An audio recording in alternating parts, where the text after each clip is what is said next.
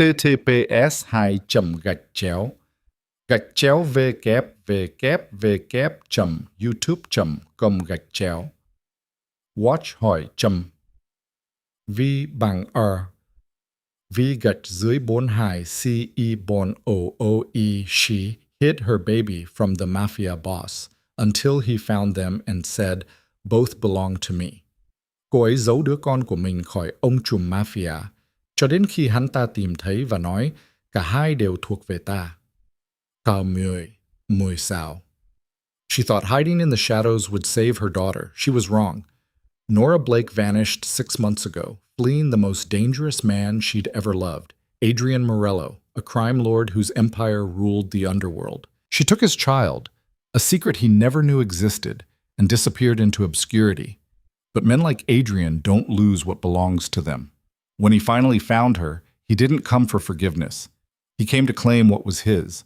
What began as captivity would become something far more dangerous, a battle between control and choice, fear and trust, running and standing ground. If you're hooked, stay until the end. Hit that like button and comment your city so I can see how far this story travels. The diner's fluorescent lights hummed their endless, monotonous song, casting everything in a sickly yellow glow that made the coffee look worse than it tasted. Nora Blake moved through the cramped space between tables with practiced efficiency, her smile plastered on like armor, her movements automatic. Refill here, clear plates there. Nod politely at the regular who always left exact change and never tipped. 6 months. 6 months of this carefully constructed invisibility. She'd chosen Millbrook precisely because it was forgettable. A dying railroad town 3 hours from anywhere that mattered, where the population hovered around 800 and nobody asked questions. The kind of place where people came to disappear or to wait for something better that would never arrive. Perfect for a woman who needed to become no one. The bell above the door chimed. Nora's shoulders tensed reflexively before she forced them to relax. Every sound was a potential threat, every stranger a possible discovery. She'd learned to function while afraid, to smile while her heart raced, to breathe while drowning in paranoia. "Coffee, hun?" she asked the trucker who'd settled into booth 3, her voice carrying that generic friendliness she'd perfected. Midwestern, unremarkable, forgettable. "Black. Thanks." She poured, smiled, moved on. The ritual of normal life, performed by someone who'd left normal behind the night she ran. Her shift ended at 2. She collected her meager tips, $43, enough for diapers and formula, and walked the 4 blocks to the apartment she rented above the hardware store. Every step, she checked reflections in darkened windows, listening for footsteps that matched her pace, watching for cars that slowed. The apartment was barely more than a room, kitchenette, bathroom, and a space that served as bedroom and living area both. But it was clean, and the lock was solid, and the window had a fire escape. She'd checked the escape routes the day she moved in. Old habits from a life she'd tried to leave behind. Mrs. Chen looked up from her knitting when Nora entered. The elderly woman lived 2 doors down and watched Mila during Nora's shifts, accepting payment in cash and asking nothing about the baby's father or why a woman Nora's age was living alone in a town like this. "She was an angel, Mrs." Chen said, gathering her things. "Slept most of the afternoon, ate all her food." "Thank you." Nora pressed 2 20s into the woman's weathered hand. "Too much," Mrs. Chen protested, as she always did. "Please." Nora's smile didn't reach her eyes. She overpaid because kindness was rare and because Mrs. Chen asked no questions. That was worth every extra dollar. When the door closed behind her babysitter, Nora locked it. Deadbolt, chain, and the chair wedged under the handle. Then she went to the crib she'd bought secondhand and looked down at the only person in the world who mattered. Mila slept on her back, one tiny fist curled near her face, dark lashes fanned against plump cheeks. 5 months old, growing fast, developing a personality that made Nora's heart ache with fierce, protective love. The baby had her mother's nose, her mother's stubborn chin. But her eyes, those devastating dark eyes that seemed to see straight through pretense, those were her father's. Nora sank into the threadbare armchair she'd dragged from a curb, exhaustion settling into her bones. She let herself have this moment, this brief window between surviving the day and dreading tomorrow, to simply feel the weight of what she'd done. She'd stolen a child from one of the most powerful men in the criminal underworld, a man who owned judges and police, who controlled territories and enterprises that spanned the eastern seaboard, whose name was spoken in whispers by people who knew better than to speak it at all. A man she'd loved with a desperation that terrified her. Adrian Morello. Even thinking his name sent electricity down her spine, equal parts fear and something darker she refused to acknowledge. She'd met him 14 months ago in a world that seemed like a lifetime away, when she'd been someone different, someone naive enough to believe that power and danger could be contained, controlled, kept separate from the heart. She'd been wrong about everything. 14 months earlier. The gallery opening in Manhattan's Chelsea district was the kind of event Nora normally avoided. Too expensive, too exclusive, too full of people who spoke in artistic metaphors she didn't understand. But her roommate, Claire, had begged. Claire's cousin's boyfriend was exhibiting, apparently, and they needed bodies to make the space look successful. Free wine, Claire had insisted. Attractive rich people. What else are you doing on a Friday night?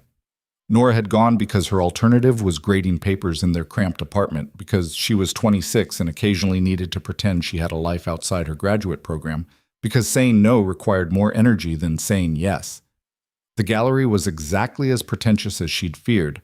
White walls, incomprehensible installations, servers carrying champagne she couldn't pronounce. She'd accepted a glass and was studying a painting that might have been a landscape or possibly a close-up of mold when she felt him watching her. She turned. He stood 15 feet away, perfectly still amid the circulating crowd. His attention focused entirely on her with an intensity that made her breath catch. Tall, broad-shouldered, wearing a suit that probably cost more than her monthly rent, with dark hair swept back from a face that belonged in Renaissance paintings. All strong bones and aesthetic brutality. But it was his eyes that held her. Dark, penetrating, ancient in a face that couldn't have been much past 30. Those eyes saw everything, through everything. He moved toward her with the unconscious confidence of someone who'd never been told no, who'd never questioned his right to occupy any space he chose. The crowd parted without seeming to notice they were parting. "You're not enjoying the art," he said when he reached her. His voice was low, textured, with an accent she couldn't quite place. European, but faded, as if he'd spent years smoothing it away. "I'm trying to," Nora replied, surprising herself with honesty. "But I'm not entirely sure what I'm looking at." His mouth curved slightly. Not quite a smile, but close. "Neither is anyone else here. The difference is you're honest about it. Maybe I'm just uncultured. Or maybe you're the only person in this room with genuine taste." He extended his hand. "Adrian." "Nora." She shook his hand, felt the controlled strength in his grip, the warmth of his palm against hers. The contact lasted a moment too long to be casual. "Tell me, Nora, why are you at an art opening you're not enjoying?" "My roommate needed moral support for her cousin's boyfriend's debut." She gestured vaguely toward the crowd. "I'm here for free wine and to pretend I have culture." Admirable honesty. His eyes hadn't left her face, studying her with an attention that should have been uncomfortable, but instead felt strangely intoxicating. "And what do you do when you're not providing moral support?" "I'm getting my master's in social work. Glamorous, I know." "Why social work?" The question was unexpected. Most people asked what she planned to do with her degree, not why she'd chosen it. "Because I grew up in foster care," she said simply. "I want to fix a broken system from the inside." Something shifted in his expression, respect perhaps, or recognition. A crusader. A realist with ideals. She sipped her wine, emboldened by his attention and the alcohol warming her blood. "And what do you do, Adrian?" "I solve problems." "That's delightfully vague." "I prefer to maintain an air of mystery." The almost smile again. "Are you hungry?" "I'm sorry?" "There's an excellent Italian restaurant 6 blocks from here. The pasta is handmade, the wine is legitimate, and the art on the walls is honestly mediocre." He tilted his head slightly. "Join me for dinner." It wasn't really a question, but Nora heard herself say yes, anyway. Boston. That first dinner became a second. The second became a third. Within 2 weeks, Adrian had occupied a space in her life she hadn't known was empty. He was unlike anyone she'd ever known, sophisticated without pretension, powerful without arrogance, attentive in a way that made her feel seen for the first time in her life. He asked about her childhood in foster care, her academic work, her dreams for the future, and he listened with genuine interest that seemed impossible for someone of his obvious wealth and status. He never spoke specifically about his work, but he clearly had money, significant money. The restaurants were always exceptional, the gifts thoughtful without being ostentatious, the car service that appeared whenever she needed transportation seamless and professional. But he lived simply, in a renovated brownstone in Brooklyn rather than a Manhattan penthouse, and he wore expensive clothes with the casual indifference of someone who didn't need to prove anything. "What do you actually do?" Nora asked one night over dinner at a quiet French bistro in the West Village. They'd been seeing each other for 3 weeks, and he'd remained maddeningly mysterious about his work. "I told you. I solve problems." "For whom?" "People who need problems solved." His eyes glinted with amusement. "Are you always this persistent? Are you always this evasive?" "Only about things that would bore you." He reached across the table, took her hand in his. "I'm in import-export, logistics, distribution networks, managing territories. It's tedious corporate machinery that doesn't translate well to dinner conversation." It was the most detail he'd ever given, and Nora sensed it was all she would get. She should have pushed harder, demanded transparency, but his thumb was tracing circles on her palm, and his attention was focused entirely on her, and she decided that whatever he did for work didn't matter as much as the way he made her feel when they were together. She was falling in love. No, she'd already fallen. Somewhere between the first dinner and this moment, she'd tumbled completely into something that felt both terrifying and inevitable. "Stay with me tonight," Adrian said when dinner ended. It was the first time he'd asked. They'd shared kisses that left her breathless, but he'd never pressed for more, maintaining a restraint that both frustrated and fascinated her. "Yes," Nora whispered. His apartment, the brownstone in Brooklyn, was masculine and minimalist, all clean lines and expensive simplicity. But it was the view that caught her attention. Floor-to-ceiling windows overlooking the Manhattan skyline, the city spread out like a promise or a threat. "It's beautiful," she said, standing at the glass. "It's power," Adrian replied, coming to stand behind her. "The illusion of control over something fundamentally chaotic." She turned to face him. "Is that what you want? Control?" "I want you?" His hand cupped her face, thumb brushing her cheekbone. "I've wanted you since I saw you in that gallery pretending to understand abstract art." "I wasn't pretending, I genuinely didn't understand it." "I know." He smiled, a real smile this time, open and devastating. "That's why I wanted you." When he kissed her, the city disappeared. Well, the weeks that followed were a blur of intensity. Nights at his apartment, mornings waking up in his bed, evenings that started with dinner and ended with conversations that stretched until dawn. Adrian was brilliant, controlled, and utterly focused on her in a way that felt both exhilarating and slightly overwhelming. He wanted to know everything about her. Her childhood moving between foster homes, the social worker who'd helped her get into college, her determination to become the person she'd needed when she was young and scared and lost in a system that processed children like paperwork. He listened without judgment, asked questions without pity, and made her feel like her past was something powerful rather than something to overcome. "You're extraordinary," he said one night, his fingers trailing down her spine as they lay tangled in his sheets. "You take pain and transform it into purpose. Most people let their damage destroy them." "Is that what you did?" Nora asked. "Transform your damage?" His hand stilled on her back. "My damage is different. Tell me." "Some other time." He pulled her closer, kissing her shoulder. "Right now, I just want this." She noticed things, though. Small details that didn't quite fit the image of a successful import-export businessman. The phone calls he took in another room, speaking in rapid Italian, or sometimes Russian. The way people deferred to him, not just restaurant staff, but also the drivers, the doormen, the occasional visitor to his apartment who called him "sir," with a reverence that went beyond professional courtesy. The scar on his ribs he dismissed as an old accident, and the fact that he sometimes woke from nightmares he refused to discuss. But love made her willfully blind. She told herself that successful businessmen had demanding jobs, that people with money lived differently, that everyone had secrets and Adrian would share his when he was ready. 2 months into their relationship, he asked her to move in. "It's too fast," Nora protested, though her heart was already saying yes. "Why wait when we both know this is inevitable?" Adrian's hands framed her face. "I want to wake up with you every morning. I want to come home to you. I want you in my space, in my life, permanently." "I barely know you." "You know the parts that matter." His eyes held hers with that intensity that always made her feel simultaneously exposed and protected. "Move in with me, Nora. Let me take care of you." She should have recognized the possessiveness in that request. She should have questioned why a man who'd known her for 8 weeks wanted such complete access to her life. But she was 26 and in love and tired of struggling alone, and Adrian offered security wrapped in devotion. She moved in the following weekend. For a while, it was perfect. Adrian was attentive without being controlling, generous without making her feel bought.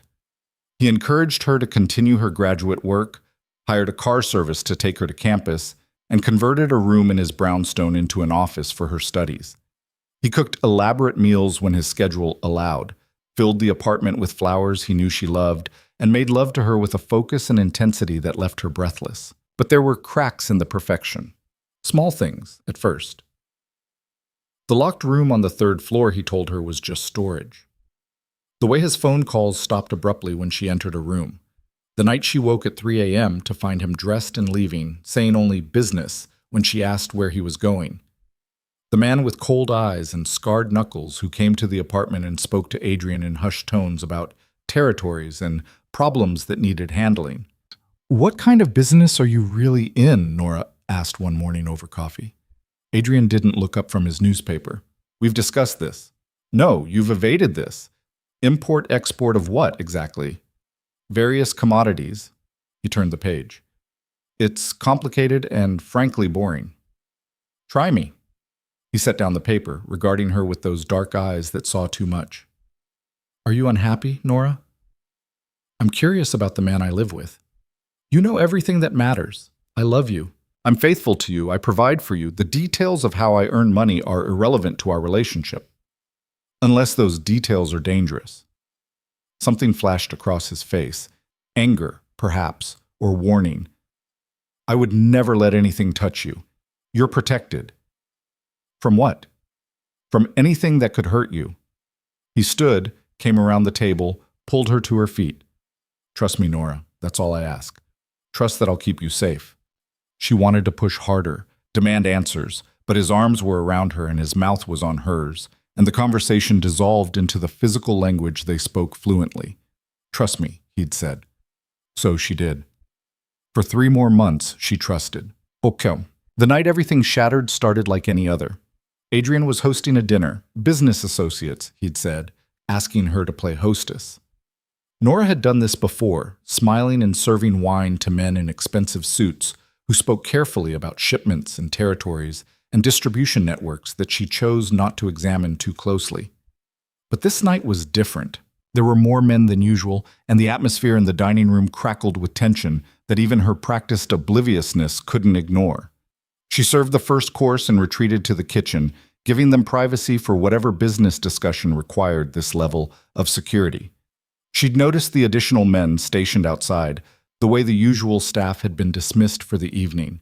She was loading the dishwasher when she heard raised voices from the dining room, not quite shouting, but close. Her hand stilled on a wine glass. "The Ukrainians are expanding into our territory," a voice she didn't recognize said, anger making the words sharp. "If we don't respond, we look weak." "We respond strategically, not emotionally," Adrian's voice cold and controlled. "Escalation serves no one." "With respect, Adrian, your restraint is being interpreted as weakness. The families are talking." "Let them talk," the sound of a glass being set down hard. "I don't make decisions based on optics. We move when I say we move. And if they move first, if they hit one of our operations, then we respond proportionally and we make an example that ends the conversation permanently." Nora's heart stopped. Families. Operations. Respond proportionally. The language of violence wrapped in business terminology. She moved closer to the door, listening. "Morello's right," another voice interjected. We can't afford a war right now. Not with the federal investigation heating up. Then we resolved the investigation. Adrian again, utterly calm. We have people in place. It gets shut down quietly, and we continue as planned. And Castellano? A pause. Then, Castellano becomes a lesson about the cost of betrayal. Dead or persuaded? That depends on how much he values his family. Adrian's voice dropped lower, harder.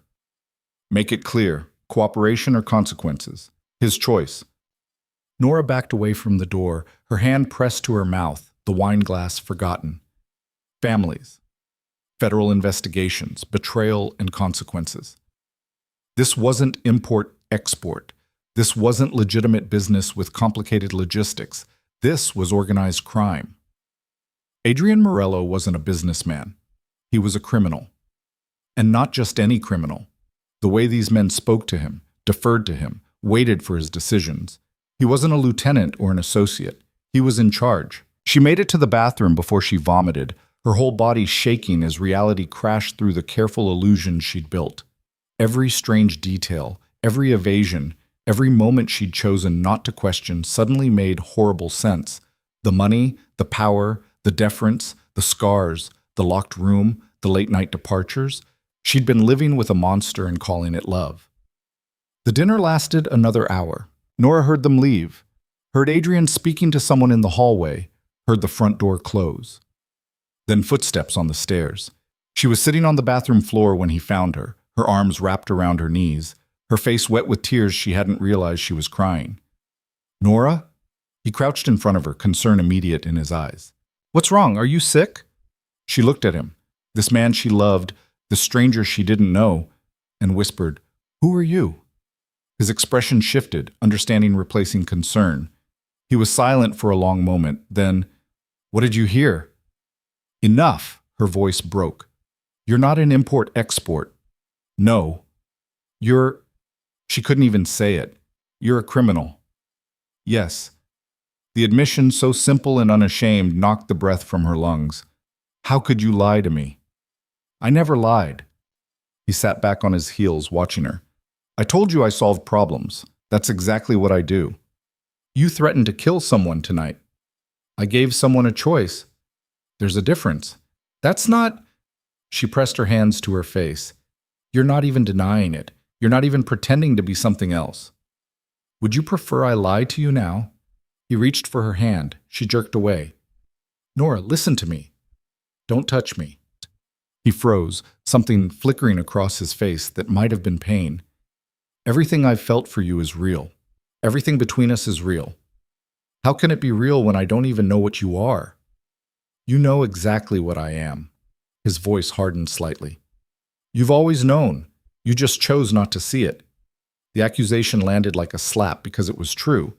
She'd had months of evidence, months of strange details and unexplained absences and men who spoke in code. She'd chosen comfort over clarity, love over truth. I can't stay here, she whispered. Nora, I can't. She pushed to her feet, unsteady. I can't sleep next to you knowing that people are hurt because of what you do. People are hurt regardless of what I do. Adrian stood, towering over her in the small bathroom, his presence suddenly oppressive rather than protective. The world isn't the idealistic place you want it to be. There are structures of power and someone controls them. I do it better than most. I do it with more mercy than anyone who would take my place. Mercy? She laughed, the sound breaking. You just threatened someone's family. I gave him a chance to choose cooperation. The alternative was immediate violence. Which would you prefer I do? I'd prefer you not be in a position to make that choice at all. That's not reality. He moved closer. She backed against the sink.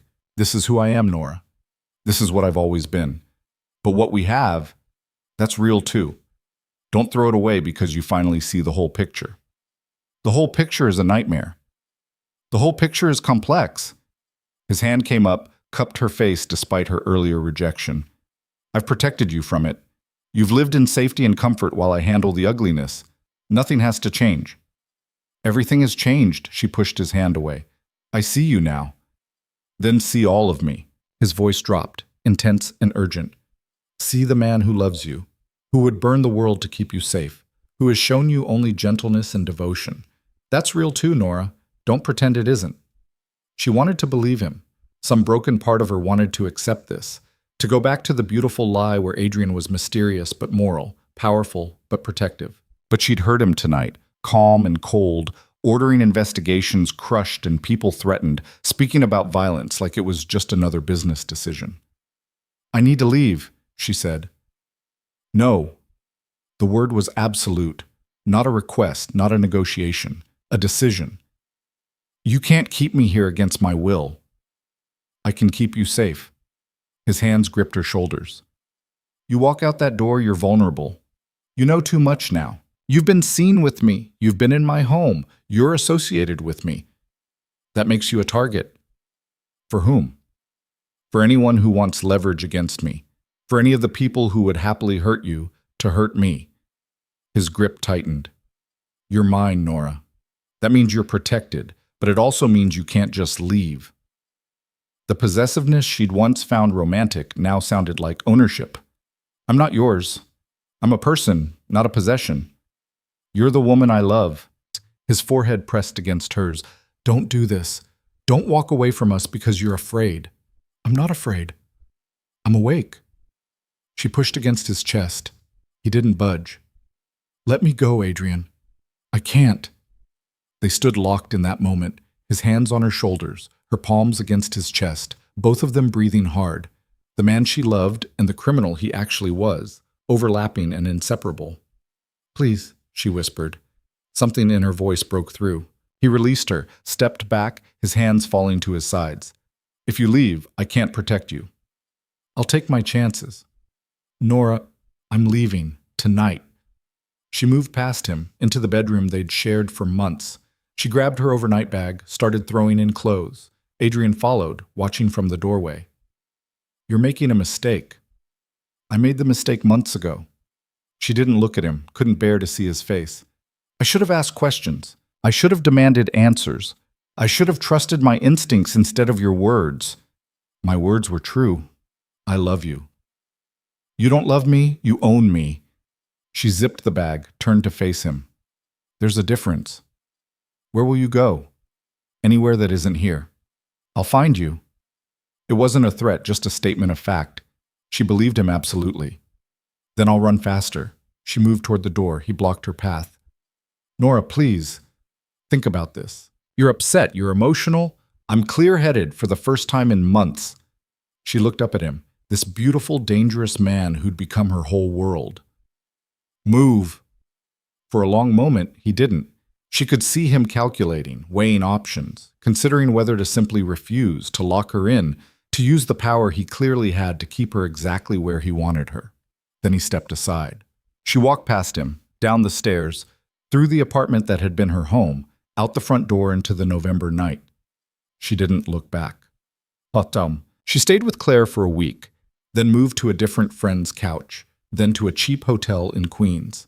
She changed her phone number, deactivated her social media, told her graduate program she was taking a leave of absence for personal reasons. She tried to disappear into the vast anonymity of New York City. Adrian found her anyway. The first message came to her new phone number. How he got it, she had no idea. "We need to talk, please." She deleted it. The second came via an email account she'd never given him.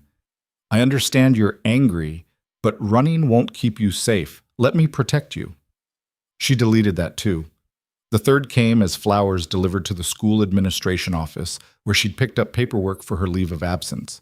The card read simply, "You can't hide from me, but you also don't need to fear me. A." That night, she bought a pregnancy test. She'd missed her period. In the chaos of leaving, of running, of reconstructing her life, she'd barely noticed. But now, standing in a drugstore bathroom at midnight, she stared at 2 pink lines and felt her entire world shift again. She was pregnant, with Adrian Morello's child, the man she'd fled, the criminal she'd loved, the father of the baby growing inside her. She had 2 options: tell him or run so far he'd never find her. The next morning, she withdrew what little money she had, bought a bus ticket to somewhere she'd never been, and disappeared. Present day. Mila stirred in her crib, making small sounds that meant she'd wake soon, demanding food and attention and all the love Nora had to give. Nora crossed to her, lifted the baby into her arms, breathed in that sweet infant smell that made everything else fade. "I've kept you safe," she whispered against the downy head. "He doesn't know about you. He'll never know. We're invisible, and we're staying that way." But even as she said it, something cold slid down her spine. Adrian Morello had found her 3 times before. He'd tracked her through new phone numbers and deleted accounts and anonymous addresses. He'd sent flowers to places he shouldn't have known she'd be. Men like Adrian didn't stop looking for what they considered theirs. And she'd taken something far more valuable than just herself. She'd taken his child. The knock on the door came at exactly 8:43 p.m., shattering the evening routine of bath and bottle and lullabies. Nora froze, Mila halfway into her pajamas on the changing table. Nobody knocked at this hour. Mrs. Chen was at home. The landlord had no reason to visit.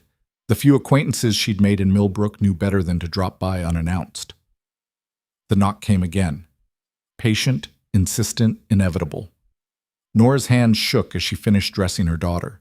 She settled Mila in the crib, whispered, "Stay quiet, baby. Please stay quiet," and moved to the door. "Who is it?" Her voice came out steadier than she felt. "You know who it is." The voice, smooth, textured, achingly familiar, sent ice through her veins. Adrian.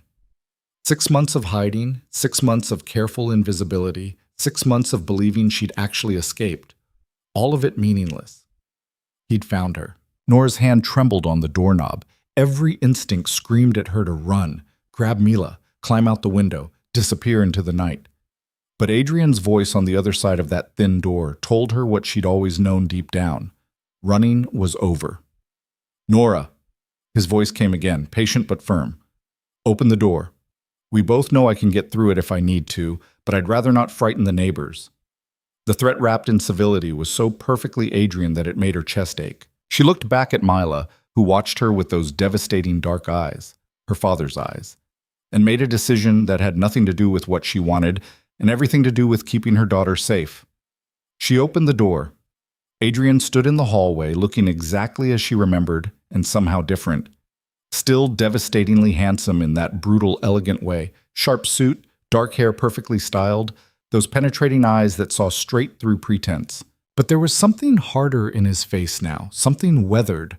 6 months of searching had left their mark. His gaze swept over her in one comprehensive assessment, cataloging changes, confirming her identity, checking for threats. Then his eyes moved past her into the apartment and stopped on the crib. The world seemed to hold its breath. Adrian's expression didn't change, but Nora saw the moment understanding crash through him. His jaw tightened almost imperceptibly. His hands, which had been relaxed at his sides, curled into fists and then deliberately uncurled.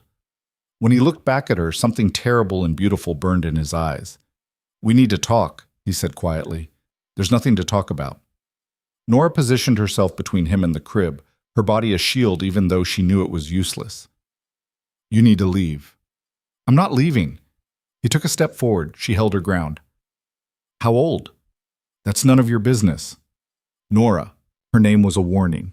"How old is my daughter?" "She's not—" But the lie died on her tongue. Mila had his eyes, his dark coloring, his bone structure already visible in her infant features. Denying paternity would be pointless. 5 months. She watched him calculate backward, watched him realize she'd been pregnant when she left, watched fury and something that might have been pain flash across his face before he controlled it. 5 months, he repeated softly. "And you were going to what? Hide her from me forever?" "Yes." The admission came out defiant. "I was going to keep her safe from your world." "My world." His laugh was bitter. "You mean the world that kept you safe for months? The world that gave you everything you needed while you played at having a normal life? The world where people get threatened and hurt and killed." Nora's voice rose despite her efforts to stay calm. "Where children grow up learning that violence is just business. Where our daughter would be protected by more power than you could ever give her on your own." Adrian moved closer, his presence filling the small apartment. "Where she would want for nothing, fear nothing, because she'd be mine. She's not a possession? No. She's my child, my blood, my responsibility. His eyes burned into hers. And you stole her from me. The accusation landed like a physical blow. I saved her from you. You ran like a coward and hid my daughter in a dying town where you're barely surviving on waitress wages. He gestured at the threadbare furniture, the peeling paint, the general poverty of their existence. This is what you call saving her? Shame and anger warred in Nora's chest. She's loved. She's safe. That's more than she'd have with you. Safe? Adrian's voice dropped to something dangerous. You think you're safe here? You think a locked door and a fire escape make you invisible? Nora, I've known where you were for 3 weeks. I've had men watching this building, tracking your movements, making sure no one else found you first. The blood drained from her face. You've been watching us? I've been protecting you, as I've always protected you. He ran a hand through his hair, the first sign of agitation breaking through his controlled exterior. Do you have any idea what could have happened if someone else had found you first? If one of my enemies had realized the woman I tore apart half the eastern seaboard searching for was hiding in Millbrook with my child? No one knew. Everyone knew I was looking for you. Everyone saw me lose control for the first time in my career, saw me neglect business and territories and alliances because I was obsessed with finding one woman who ran from me. His hands gripped her arms, not hard but firm, holding her in place. You made me weak, Nora, and in my world, weakness gets people killed. Then maybe you should have let me go. I can't. The words were raw, stripped of artifice. I tried. For 2 months after you left, I tried to let you disappear. I told myself you were safer away from me, that you'd made your choice, that I should respect it. But I couldn't stop looking. I couldn't stop needing to know you were alive and safe, and he stopped, his jaw working. And then I found you were pregnant, and letting you go stopped being an option. How did you? But Nora knew. He had resources she couldn't imagine, connections that reached into every corner of society. Finding medical records or pharmacy purchases or any of the dozens of traces a pregnant woman left behind would have been easy for someone with his power. Behind them, Mila made a small sound. Not quite crying, but the precursor to it. Both of them froze. I need to feed her, Nora said quietly. Adrian released her arms, stepped back. Then feed her. She moved to the crib, lifted Mila into her arms, aware of Adrian's eyes on them both. The baby fussed, her small face scrunching in pre-cry distress. Nora settled into the armchair, pulled a bottle from the small cooler she kept beside it, and offered it to her daughter. Mila latched on immediately, her dark eyes, Adrian's eyes, fixed on Nora's face with that intense infant focus that always made her heart melt. Adrian watched from across the room, absolutely still. Nora could see him taking in every detail, the way Mila's hand curled around the bottle, the soft sucking sounds she made, the downy dark hair that would probably curl like his when it grew longer. His daughter, the child he'd never known existed until 10 minutes ago. What's her name? He asked, his voice rough. Nora hesitated. Giving him this felt like giving him claim, making this real in a way she'd avoided for months. But he'd found them. He knew. Refusing to answer would change nothing. Mila, she said softly. Mila Rose Blake. Blake. His mouth tightened. Not Morello. She's my daughter. She's our daughter. He crossed the room, crouched beside the armchair so he was eye level with the baby. Hello, Mila. The baby's eyes shifted to him, curious and unafraid. She kept drinking, but her gaze tracked his face with that eerie infant ability to stare without self-consciousness. Nora watched something crack in Adrian's expression, a softening she'd rarely seen, a vulnerability that looked wrong on a man who controlled organized crime with calculated brutality. His hand lifted, hesitated, then gently touched Mila's cheek with one finger. She has your nose, he said, still looking at the baby, and my complete lack of subtlety when she wants something. Despite everything, despite the fear and anger and desperate situation, Nora almost smiled. She's persistent and loud when she's unhappy. Definitely mine then. He looked up at Nora and the expression in his eyes made her breath catch. I've missed 5 months of her life. I'm sorry. The apology slipped out before she could stop it, and she hated that some part of her meant it. Whatever Adrian was, However dangerous and morally compromised, he was Mila's father, and she'd stolen that from him. You're sorry. He stood abruptly, the softness evaporating. You're sorry you deprived me of watching my daughter grow inside you, of being there when she was born, of holding her as a newborn, of hearing her first sounds, of... He stopped, visibly controlling himself. Sorry doesn't begin to cover what you've taken from me. What about what you took from me? Nora's own anger flared back to life. You lied about who you were. You built our entire relationship on deception. You made me love a person who didn't exist. I never lied to you. You let me believe you were legitimate. You believed what you wanted to believe. His voice was hard now, the tenderness from moments ago completely gone. I told you I solved problems. I told you my business was complicated. I showed you exactly who I was in 100 different ways, and you chose to ignore all of it because you preferred the fantasy. The accusation stung because it was true. She had ignored the signs, had deliberately blinded herself to evidence that didn't fit the love story she wanted to live. Maybe I did, she said quietly, but I woke up. And when I did, I chose to protect our daughter from a world where people threaten families and buy off federal investigations and talk about making examples of betrayal. That world is the reason you're still alive. Adrian moved closer, his presence overwhelming in the small space. Do you think I let you walk out that night because I respected your choice? I let you go because forcing you to stay would have broken something between us I wanted to preserve. But I never stopped watching. I never stopped protecting you. I didn't ask for your protection. You got it anyway. The men who followed you weren't tracking you for me. They were keeping everyone else away from you. The landlord who rented you this apartment despite your lack of references and credit history? I ensured he'd say yes. The job at the diner that paid under the table and asked no questions? I made that happen. His eyes bored into hers. You've been living under my protection for 6 months, Nora. The only difference is you didn't know it. The revelation hit like a slap. Every piece of freedom she'd carved out, every small victory of her independent life, had been facilitated by Adrian's invisible hand. She hadn't escaped at all. She'd been allowed to play at escape while he controlled the game board. You had no right, she whispered. I had every right. You're mine, and so is she. He gestured at Mila, who'd finished her bottle and was starting to drift toward sleep against Nora's shoulder. And now we're done with this performance of independence. You're coming home. This is home. This is a cage you built for yourself. Adrian pulled out his phone, typed something quickly. I have a car waiting downstairs. You have 10 minutes to pack whatever matters. Everything else will be replaced. I'm not going anywhere with you. Yes, you are. Tu. He said it with such absolute certainty that it felt like fact rather than demand.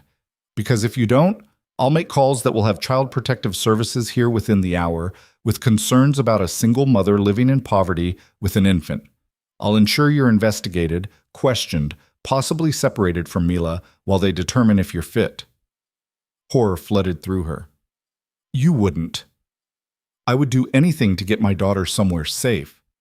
His expression was implacable. Your choices are come willingly and retain some autonomy or fight me and lose everything. Choose. Nora looked down at Mila, now sleeping peacefully against her chest, blissfully unaware that her entire world was being dismantled. Every maternal instinct screamed at her to run, to fight, to protect. But Adrian wasn't bluffing. He had the resources to do exactly what he threatened, and fighting him would only hurt Mila in the end. She'd lost. Maybe she'd lost the moment she fell in love with him, or the moment she got pregnant, or the moment she opened the door tonight. The timeline didn't matter. The result was the same. If I come, she said carefully, I want your word that Mila stays with me, that she's not taken from me or given to someone else to raise. She's my daughter. Of course she stays with you. And you won't... She swallowed hard. You won't expose her to violence, to the dangerous parts of your business. She'll be protected from everything that could hurt her, including the consequences of her mother's choices. He softened slightly, sensing victory. I'm not a monster, Nora. I want what's best for our daughter. What's best for her is not growing up in your world. What's best for her is growing up with both her parents, with every advantage my resources can provide, protected by power you can't comprehend. He glanced at his watch. 8 minutes. Nora knew when she was beaten. She stood carefully, Mila still sleeping against her shoulder, and looked around the tiny apartment that had been their sanctuary for 6 months. Such a small space to contain all her hopes for a different life. "I'll need help packing," she said quietly, accepting the inevitable. Adrian made a gesture, and 2 men appeared in the doorway. Professional, armed, clearly his security. They entered the apartment with the efficiency of people who'd done this before, quickly and quietly packing Nora's meager belongings while she stood holding her daughter and watching her independence disappear into cardboard boxes. It took less than the allotted 10 minutes. She didn't have enough possessions to require more time. "Ready?" Adrian asked, his hand settling on the small of her back. Proprietary, possessive, final. "Do I have a choice?" "You always have choices, Nora. You're just learning that all of them have consequences." He guided her toward the door, his security carrying her packed boxes. "The car's waiting." The vehicle was exactly what she expected. Black, expensive, windows tinted past legal limits. Adrian helped her into the back seat, took Mila from her arms with surprising gentleness while she buckled in, then handed the baby back before sliding in beside her. The door closed. The locks engaged with a definitive click. Nora watched through the window as Millbrook disappeared behind them. The diner where she'd worked, the hardware store that had been their home, the small-town anonymity that had been her shield. All of it gone, slipping away into the night as Adrian's driver navigated toward a future she didn't want but couldn't escape. "Where are we going?" she asked quietly. "My estate. About 2 hours north." Adrian was typing on his phone, presumably making arrangements. "It's secure, private, everything you'll need." "A prison, you mean?" "A home." He looked up from his phone, his eyes finding hers in the darkness of the car's interior. "I understand you're angry. I understand you feel trapped, but this is where you were always going to end up, Nora. The only question was whether you'd come willingly or fighting. And which am I doing now? You're surviving, making the smart choice to protect our daughter." His hand found hers in the darkness between them. That's what good mothers do. She wanted to pull away, but his grip was firm and his words struck something deep. She was protecting Mila. That was all that mattered. The drive passed in tense silence. Mila woke once, fussed briefly, then settled back to sleep. Adrian watched his daughter with an attention that bordered on obsession, cataloging every movement, every sound, every expression that crossed her small face. "She's beautiful," he said softly. Yes, that was something they could agree on. She deserves everything. She deserves a normal life. Normal is overrated. His thumb traced circles on the back of Nora's hand. She deserves to be extraordinary, to have power and protection and possibilities most people never imagine. She deserves to be safe. She will be. I promise you that. He lifted Nora's hand to his lips, kissed her knuckles gently. "Whatever else you believe about me, believe that I will protect our daughter with everything I have." Nora wanted to argue, to fight, to reject every word. But the truth was, she did believe him. Adrian was many things, criminal, dangerous, morally compromised. But he was also capable of fierce, protective devotion. She'd seen it directed at her. Now it would extend to Mila. Whether that was comfort or threat, she couldn't decide. The estate appeared after they turned off the highway onto a private road that wound through dense forest for 20 minutes. Gates opened automatically as they approached. Tall, iron, imposing. The car passed through, and Nora caught sight of security cameras, motion sensors, armed guards stationed at intervals along the perimeter. This wasn't a home. It was a fortress. The main house emerged from the trees like something from a magazine. Modern architecture blended with classical elements, all glass and stone in expensive taste. Lights blazed from every window, making it glow against the dark forest like a beacon or a warning. "Welcome home," Adrian said as the car stopped at the front entrance. Nora didn't respond. She was too busy cataloging exit routes, security measures, possible ways to escape with a 5-month-old baby from a place designed to keep people in or out as needed. Adrian seemed to read her thoughts. "Don't," he said quietly. "Don't waste energy planning impossible escapes. You're here now. Make peace with it." "I'll never make peace with being a prisoner." "Then learn to be a willing participant." He opened the car door, offered his hand. "It's much more pleasant that way." She ignored his hand, climbed out on her own with Mila in her arms. The night air was crisp and clean, untainted by the diesel and desperation that had characterized Millbrook. Stars visible overhead, space and silence and wealth surrounding them. Beautiful. Terrible. Inescapable. The front door opened, and a woman appeared, early 50s, professionally dressed, with kind eyes and an efficient manner that spoke of years managing complicated households. "Mr. Morello," she said with a slight nod, "everything is ready as you requested." "Thank you, Maria." Adrian's hand settled on Nora's back again, guiding her forward. "This is Nora Blake and my daughter Mila. They'll be living here permanently. Please ensure they have everything they need." Maria's eyes widened slightly at the word daughter, but she recovered quickly. "Of course. I've prepared the East Wing as you specified." "The nursery?" "Fully equipped. I took the liberty of ordering essentials based on the baby's age." "Excellent." Adrian guided Nora through the door, into a foyer that was all marble and modern art and intimidating wealth. "Maria manages the household. Anything you need, ask her." Nora felt overwhelmed by the space, the luxury, the sheer magnitude of Adrian's world made concrete. This was what she'd fled from, not just the violence, but the suffocating excess of it all. "I'd like to see where Mila will sleep," she said, finding her voice. "This way." Adrian led her through the house, past a formal living room, a library with floor-to-ceiling books, a kitchen that looked like it belonged in a restaurant, up a sweeping staircase to the second floor, down a hallway lined with original art worth more than Nora would earn in a lifetime. The nursery made her breath catch. It was perfect. Not ostentatious or overdone, but thoughtfully designed with soft colors and quality furniture and everything a baby could need. A crib that was both beautiful and safe, a changing table, a rocking chair positioned near windows that overlooked the forest, shelves already stocked with books and toys. "When did you—" She stopped, understanding. "You've been planning this." "Since I found you 3 weeks ago." Adrian set down the diaper bag one of his men had carried up. "I knew I'd bring you home eventually.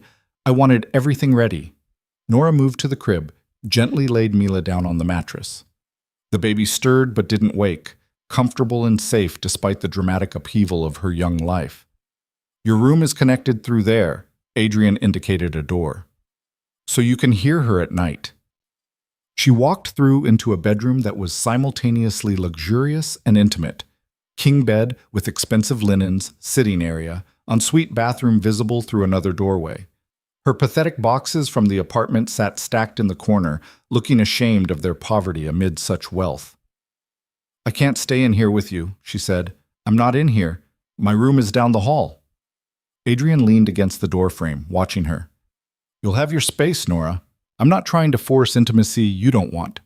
The concession surprised her. "Then what are you trying to force?" "Proximity, safety, a life for our daughter that includes both her parents." He crossed his arms. "What happens between us beyond that is your choice." "My choice?" She laughed bitterly. "When have I had a choice in any of this?" "You chose to open the door tonight instead of running. You chose to get in the car. You chose to protect Mila over fighting me." His eyes held hers. "Every step of the way, you've made choices. You just don't like the options you're choosing between." "That's not the same as real choice." "No, but it's what we have." He straightened from the doorframe. "Get some rest. We'll talk more tomorrow." "Adrian?" She stopped him before he could leave. "What happens now?" "Now?" He considered the question. "Now you adjust to being home. You take care of our daughter. You accept that this is where you belong. And if I can't accept it," something dangerous flickered across his face, "then I'll help you accept it. Whatever that takes." He softened slightly. "But I'd prefer you come to it on your own, for Mila's sake, if not for ours." He left, closing the door behind him with a quiet click that sounded somehow more final than a slam. Nora stood in the center of the beautiful room, surrounded by wealth she'd never wanted and trapped in a life she'd tried desperately to escape. Through the open door to the nursery, she could see Mila sleeping peacefully, unaware that her mother's choices had led them here. She'd run to protect her daughter. Instead, she delivered them both directly into Adrian's control. The only question now was whether she'd find a way to survive it, or if loving Adrian Morello would destroy her completely. Nora didn't sleep that night. She lay in the unfamiliar bed, listening to Mila's soft breathing through the open door, and tried to make sense of the disaster her life had become. Every creak of the house made her tense. Every shadow felt like a threat. And the silence, so different from the ambient noise of Millbrook, pressed against her like something physical. Around 3 a.m., Mila woke crying. Nora was on her feet instantly, crossing into the nursery before the baby's distress could escalate. She lifted her daughter, felt the familiar weight settle against her chest, and began the practiced routine of checking diaper, offering bottle, rocking gently until the crying subsided. "Shh, baby girl," she whispered, settling into the rocking chair. "I know, everything's different and strange, but I'm still here, I'm always here." Mila latched onto the bottle, her dark eyes, Adrian's eyes, fixed on Nora's face with that unwavering infant focus. In moments like this, exhausted and alone in the darkness, Nora could almost pretend they were still in their small apartment, still safe in their invisibility. But the expensive furniture, the forest visible through floor-to-ceiling windows, the sheer quality of everything surrounding them made pretending impossible. "Your father found us," she told the baby softly. "And I don't know how to protect you from him when he controls everything." Mila's hand curled around Nora's finger, gripping with surprising strength. "But I'll figure it out, I promise." "She has your determination." Nora's head snapped up. Adrian stood in the doorway connecting the nursery to the hall, wearing sleep pants and nothing else. His hair mussed, and his expression softer than she'd seen it since he'd appeared at her apartment door. He looked almost human like this, almost like the man she'd fallen in love with before she knew what he really was. "How long have you been standing there?" she asked. "Long enough." He moved into the room, his bare feet silent on the plush carpet. "I heard her crying. I was coming to check when I heard you talking to her. You should have announced yourself." "Would you have kept talking if I had?" He settled onto the ottoman near the rocking chair, close enough to see Mila, but not so close that Nora felt crowded. "She's beautiful when she eats, content, focused. She's beautiful always." The words came out more defensive than Nora intended. "Yes." Adrian's gaze moved from the baby to Nora. "You look exhausted." "I couldn't sleep." "Because you're planning your escape?" The accuracy of his observation made her jaw tighten. "Because everything familiar is gone, and I'm trapped in a stranger's house with my daughter." "I'm not a stranger, Nora. I'm the man who knows exactly how you take your coffee, what book you read when you're stressed, the sound you make when you're falling asleep." His voice was quiet, intimate in the darkness. "The fact that you ran doesn't erase what we were to each other. What we were was based on lies. What we were was real. The context was just incomplete." He leaned forward, elbows on his knees. "I never lied about my feelings, about wanting you, needing you, loving you. That was always true." "Love doesn't look like this." She gestured at the nursery, the house, the invisible bars of her golden cage. "Love doesn't trap people. Love does whatever it takes to protect what matters." His eyes held hers. "Would you have come willingly if I'd asked?" "No." "Then I did what was necessary." He reached out, his fingers gentle on Mila's downy head. "I'm not going to apologize for bringing my daughter somewhere safe." Nora wanted to argue, but Mila had finished her bottle and was already drifting back to sleep, her small body relaxed and trusting. She stood carefully, moved to the crib, and laid the baby down with practiced ease. Adrian watched every movement, learning, cataloging. "Show me how to do that," he said quietly. "What?" "How to put her down without waking her. How to know if she's really asleep or just resting." He stood, moved to stand beside her at the crib. "I've missed 5 months. I need to learn everything." The request was so unexpected, so genuinely vulnerable, that Nora felt something in her chest crack slightly. Whatever else Adrian was, criminal, captor, threat, he was also a father meeting his daughter for the first time, a man who'd been robbed of something precious.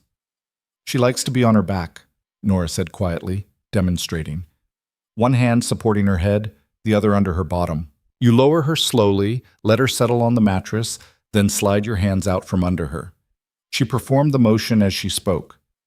"If she stirs, you put your hand on her chest, gentle pressure, just enough that she knows you're there. Usually she'll settle."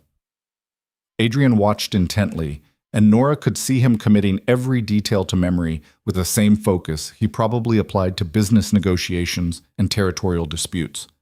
"Can I try?" he asked. "Next time she wakes?" The question was so careful, so aware that he was asking permission rather than simply taking what he wanted, that Nora found herself nodding before she fully processed the decision. "Next time," she agreed. They stood there in the dim nursery, watching Mila sleep, and for a moment the hostility between them softened into something more complicated. Two parents, whatever their history, connected by the tiny human they'd created. "I really am sorry," Adrian said quietly, "for how this happened, for the fear I've put you through, for making you feel trapped." He paused. "But I'm not sorry you're here. I'm not sorry I found you." "I know." And she did. Adrian's remorse was genuine, but it would never be enough to make him change course. He'd chosen this path, and he'd walk it regardless of her feelings because in his world, protection trumped autonomy every time. "You should try to sleep," he said. "Maria has staff who can watch Mila in the morning if you want to rest." "I'm not leaving her with strangers." "They're not strangers. They're vetted, trained, and they've worked for me for years." His hand settled on her shoulder. "But I understand. Take whatever time you need to trust them." He left then, disappearing back through the hallway door, leaving Nora alone with the sleeping baby and her tangled thoughts. She returned to her room, but still couldn't sleep. Instead, she stood at the window watching the sky lighten gradually over the forest, wondering if there was any way out of this that didn't end in complete destruction. Morning came with soft, golden light filtering through the trees, and Maria knocking quietly on her door with a breakfast tray. Fresh fruit, yogurt, coffee, prepared exactly how Nora liked it, even though she'd never told anyone in this house her preferences. Adrian had known. Of course he had. "Mister, Morello thought you might prefer eating in your room this morning," Maria said, setting the tray on the small table near the windows. "But he'd like to see you in his office at 10 if you're available." Available? As if Nora had any choice in the matter. "Where's his office?" she asked. "First floor, west wing. I can show you when you're ready." Maria glanced toward the nursery. "I also prepared some things for the baby. Fresh clothes, diapers, formula. Everything's in the dresser." "Thank you." The words felt automatic, hollow. Maria was kind, but she worked for Adrian. Everything here was an extension of his control. After Maria left, Nora fed Mila, changed her into one of the impossibly soft outfits that had appeared in the nursery dresser, and tried to prepare herself for whatever confrontation awaited in Adrian's office. At 9:55, she found her way downstairs with Mila on her hip. The house was even more impressive in daylight. Art she recognized from museums, furniture that belonged in design magazines, space and light, and wealth that felt almost obscene. Maria appeared from somewhere, guided her through hallways to a set of double doors, knocked once, then opened them when Adrian's voice called out permission. The office was masculine and sophisticated. Dark wood, leather chairs, bookshelves lined with what looked like actual books, rather than decorative props. Floor-to-ceiling windows overlooked manicured gardens and forest beyond. Adrian sat behind a massive desk, typing on a laptop, but he looked up immediately when they entered. "Thank you, Maria." He stood as the housekeeper withdrew, his attention shifting entirely to Nora and the baby. "How did she sleep after I left?" "Fine." She woke once more around 5, but settled quickly. Nora shifted Mila to her other hip, uncomfortable under his scrutiny. "And you? Did you sleep at all?" "Enough." "Liar." But his tone was almost affectionate. "Sit, please." She settled into one of the leather chairs facing his desk, arranging Mila on her lap. The baby was awake and alert, looking around the unfamiliar space with wide, curious eyes. Adrian came around the desk, crouched in front of them so he was eye level with his daughter. "Hello, Mila." His voice softened in a way Nora had rarely heard. "May I hold you?" The question was directed at Nora. She hesitated, every protective instinct screaming against handing over her child. But refusing would only delay the inevitable, and some small part of her recognized that Adrian deserved this. "Support her head," she said quietly, demonstrating. "She's getting better at holding it up, but she still needs help." Adrian's hands were careful, almost reverent, as he lifted Mila from Nora's lap.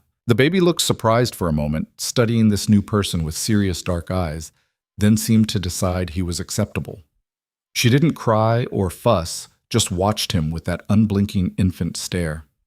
"She's so small," Adrian murmured, one large hand cradling Mila's head. "And perfect." Watching them together made Nora's chest ache. Father and daughter meeting for the first time in the baby's memory, and the resemblance was striking. Same dark eyes, same intensity of focus, same way of looking at the world like they were cataloging threats and advantages. "She's 5 months old," Nora said. "She should be sitting up on her own soon, starting solid foods, learning to recognize patterns and faces." "Tell me everything."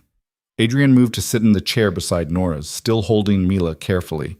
"What she likes, what she doesn't. What makes her laugh. All of it." So Nora did.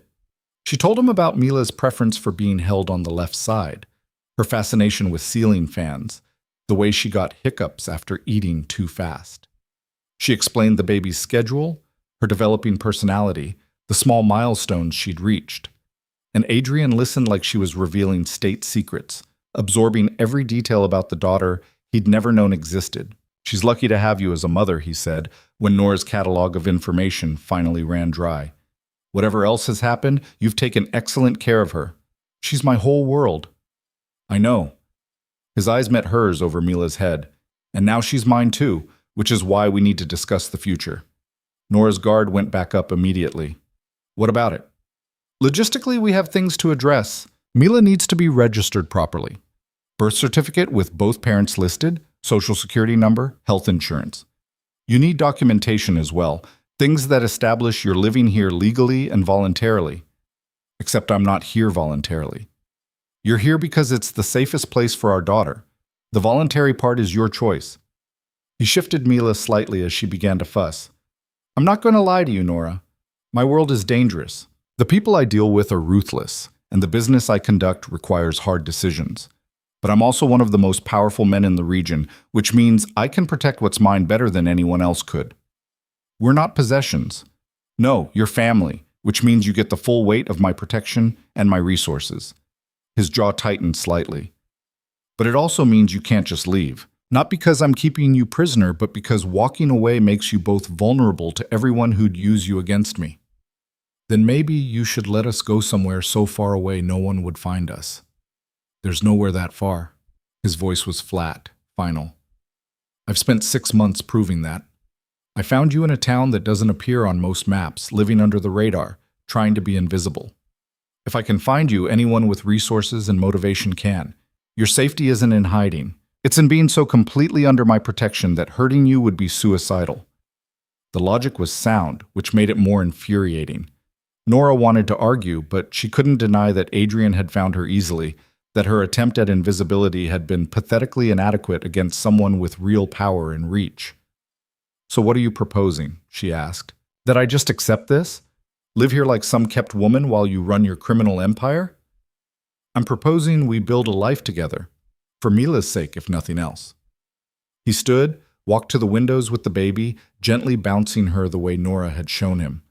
"I'm not asking you to love me again. I'm not even asking you to forgive me. I'm asking you to be a parent with me, to give our daughter the stability of two people who put her needs first." "And what about my needs? What do you need?" He turned to face her. "Purpose? You can continue your graduate work, finish your degree remotely. I'll arrange everything. Independence? You'll have your own space, your own schedule, freedom to move around the estate and grounds. A future? Mila will have every advantage, every opportunity, every door open before she's old enough to ask. I need freedom, real freedom. That's the one thing I can't give you." His expression was almost apologetic. "Not because I want to control you, but because letting you leave would be letting you die. Someone would find you, someone would use you, and I'd spend the rest of my life knowing I failed to protect the two people who matter most." Mila began to cry. A real cry this time, not just fussing. Adrian looked momentarily panicked, and despite everything, Nora almost smiled. "She's hungry," she said, standing. "It's been 3 hours since she ate. Show me how to feed her." He carried the baby to Nora. "Please." They settled on the leather couch in the corner of the office, Nora preparing the bottle while Adrian held Mila with increasing confidence. She handed him the bottle, positioned his hands correctly, and watched as he offered it to their daughter. Mila latched on immediately, her crying stopping as suddenly as it started. Adrian's expression transformed, wonder mixing with something fierce and protective that Nora recognized because she felt it every time she looked at their child. "This is everything," he said quietly, watching Mila eat. "Nothing else I've built, nothing else I've achieved, none of it matters compared to this." "Then walk away from it." The words burst out before Nora could stop them. "If she matters so much, leave the criminal world. Be legitimate. Be safe." "It's not that simple." It could be if you wanted it to be." "No." He looked up at her, and the sadness in his eyes was genuine. "I'm not a good man, Nora. I've done things that would horrify you, made choices that can't be unmade. But I'm better than the people who'd take my place if I walked away. I use my power to minimize violence, to create order, to protect the vulnerable from worse predators. If I leave, the vacuum I create would be filled by someone with none of my restraint. That's an excuse to justify what you do. It's reality." His attention returned to Mila. "But I can change how I do it. I can be more selective, more careful, more focused on legitimate enterprises over time. I can build something better for her future." "Can you?" Nora heard the hope in her own voice and hated it. "Or will you just keep telling yourself you will while nothing actually changes?" "I don't know." The honesty surprised her. "But I'm willing to try. For her, for you, for the chance at something better than what I've had." Mila finished eating, and Adrian handed her back to Nora with obvious reluctance. "I have meetings this afternoon," he said. "Business I can't avoid. But tonight, I'd like to have dinner with you, both of you. Just us, in the private dining room." "Is that a request or an order?" "It's a hope." He stood, moved back toward his desk. 7 o'clock. Maria will show you where." Nora left the office with Mila, her mind spinning.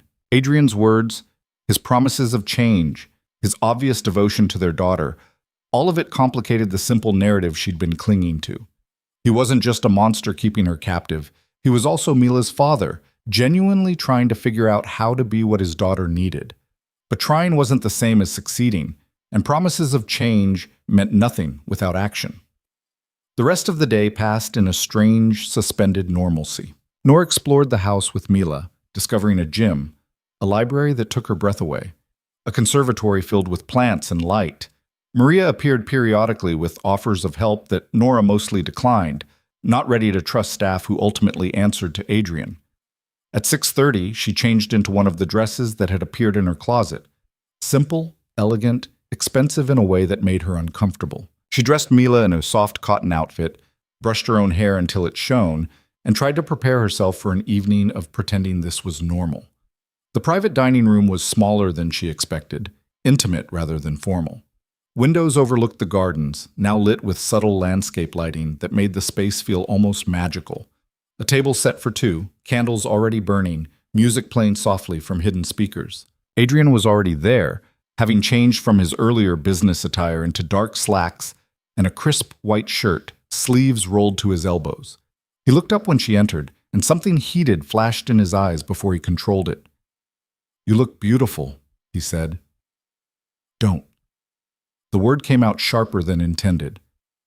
"Don't pretend this is a date. Don't try to seduce me into accepting this. I'm not pretending anything. You're beautiful, that's just fact." He moved to pull out her chair. "But I understand this isn't romantic. It's two parents having dinner while their daughter sleeps nearby." Maria had set up a portable bassinet in the corner, and Nora settled Mila into it before sitting down. The baby was drowsy from a recent feeding, already drifting toward sleep. Dinner was excellent, of course it was. Adrian had staff who could prepare anything, access to ingredients most people never encountered. The food was exquisite, the wine perfectly paired, the entire experience designed to seduce through comfort and luxury. "Tell me about Millbrook," Adrian said as they ate. "What was your life like there?" "Small, quiet, invisible." Nora sipped her wine. "Everything I needed it to be." "Were you happy?" The question caught her off guard. "I was safe, or I thought I was." "That's not the same as happy." "No." She set down her fork. I was lonely, scared all the time, working a job I hated for barely enough money to survive. But Mila was safe, and that was all that mattered. She would have been safer here. With you? A man who orders people threatened? Who runs criminal enterprises? Who lives in a world where violence is just business? Nora's voice rose despite her efforts to stay calm. How is that safer? Because no one touches what's mine, ever. The absolute certainty in his voice was chilling. In Millbrook, you were vulnerable. Anyone could have hurt you. Here, you're protected by power most people can't comprehend. There's a difference. There's also a price. Yes, the price is proximity to me, to my world. He leaned back in his chair. But that price comes with benefits you haven't acknowledged. Mila will never want for anything. She'll have the best education, the best healthcare, every opportunity. And you could finish your degree, pursue your passion for social work, maybe even use my resources to actually help people instead of just studying systems that fail them. The offer was tempting, and that made it dangerous. Nora had spent years preparing for a career helping vulnerable children, and the idea of having unlimited resources to actually make a difference was seductive in a way that had nothing to do with Adrian himself. And in exchange, she asked, what would you want from me? Your presence, your partnership in raising Mila. Eventually, if you're willing, your trust. His eyes held hers across the candlelight. I'm not asking you to love me again, Nora. I'm asking you to build something with me, something better than either of us would have alone. You already built something, a criminal empire. I'm building an empire, yes, but what it is, criminal or legitimate, that can change over time. He paused. Especially if I have the reason to change it. Don't put that on me. Don't make me responsible for your choices. I'm not. My choices are my own. But having you here, having Mila, it makes me want things I stopped believing in years ago. Safety through legitimacy instead of fear. A future that doesn't end in violence or prison. His jaw tightened. A chance to be someone my daughter won't be ashamed of. The vulnerability in that admission made Nora's throat tight. This was the Adrian she'd fallen in love with. The man underneath the criminal, showing her pieces of himself he hid from everyone else. I don't know if I can trust you, she said quietly. I know, but I'm asking you to try. He stood, came around the table, crouched beside her chair so they were eye level. Stay, not because you're forced to, but because you choose to. Give me a chance to prove I can be what Mila needs, what you need. And if you can't, if you keep making the same choices, keep living the same life, then you'll have every right to throw it in my face. His hand covered hers. But at least give me the chance to try. Nora looked at him, this complicated, dangerous, devoted man who was both her captor and her child's father. Every logical part of her brain screamed to refuse, to keep fighting, to never stop looking for escape. But another part, the part that had loved him once and maybe never fully stopped, whispered that maybe he could change. Maybe this could work. Maybe, for Mila's sake, it was worth trying. One chance, she said finally. You get one chance to prove you can be better than what you are. That's all I'm asking. He lifted her hand to his lips, kissed her knuckles gently. Thank you. From the bassinet, Mila made a small sound, not crying, just existing, reminding them both of why this mattered. Adrian stood, moved to look down at his sleeping daughter, and Nora saw his expression transform into something almost reverent. I won't let her down, he said quietly. I won't let either of you down. Whether that was a promise he could keep remained to be seen. But watching him with Mila, seeing the fierce devotion in his eyes, Nora felt the first small crack in the wall she'd built around her heart. Maybe Adrian Morello could change. Maybe love was enough to transform a monster into something better. Maybe this impossible situation could become something bearable, even good. Or maybe she was making the biggest mistake of her life. Time would tell which truth would win. The days that followed settled into an uneasy rhythm. Nora woke each morning in the luxurious bedroom that felt like a beautiful trap, cared for Mila with the desperate focus of someone who needed purpose, and tried to navigate a life that existed in the space between captivity and consent. Adrian kept his distance, mostly. He appeared for breakfast when his schedule allowed, always asking about Mila's night, always offering to help in ways that felt genuine rather than controlling. He worked long hours in his office, taking calls in Italian and Russian that Nora tried not to overhear, managing an empire she still didn't fully understand. But every evening, he carved out time to be with their daughter, learning to change diapers with fumbling determination, reading board books in his deep voice, holding Mila against his chest while she slept like she was the most precious thing he'd ever touched. Watching them together did something complicated to Nora's heart. This was what she'd wanted when she first discovered she was pregnant. A father who was present, devoted, willing to show up. The fact that he was also a criminal lord who'd essentially kidnapped them should have negated everything else. But love wasn't that simple, and neither was family. 3 weeks into their new existence, Nora was reading in the library when Adrian found her. Mila was napping in the portable bassinet nearby, and the afternoon sun slanted through the tall windows, making everything feel almost peaceful. "We need to talk," Adrian said from the doorway. Nora looked up from her book, immediately wary. "About what?" "About the future. About making this permanent." He crossed to sit in the chair across from hers. "I want to marry you." The words hung in the air like a detonation. Nora stared at him, certain she'd misheard. "You what?" "I want to marry you. Legally, officially, permanently."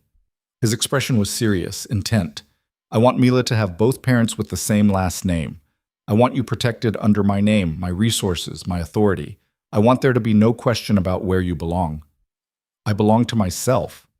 The response was automatic, defensive. Poor word choice. He leaned forward, elbows on his knees. "I want you to choose to belong with me, to build something legitimate and lasting, to give our daughter the stability of married parents." Marriage doesn't create stability. Love does, trust does.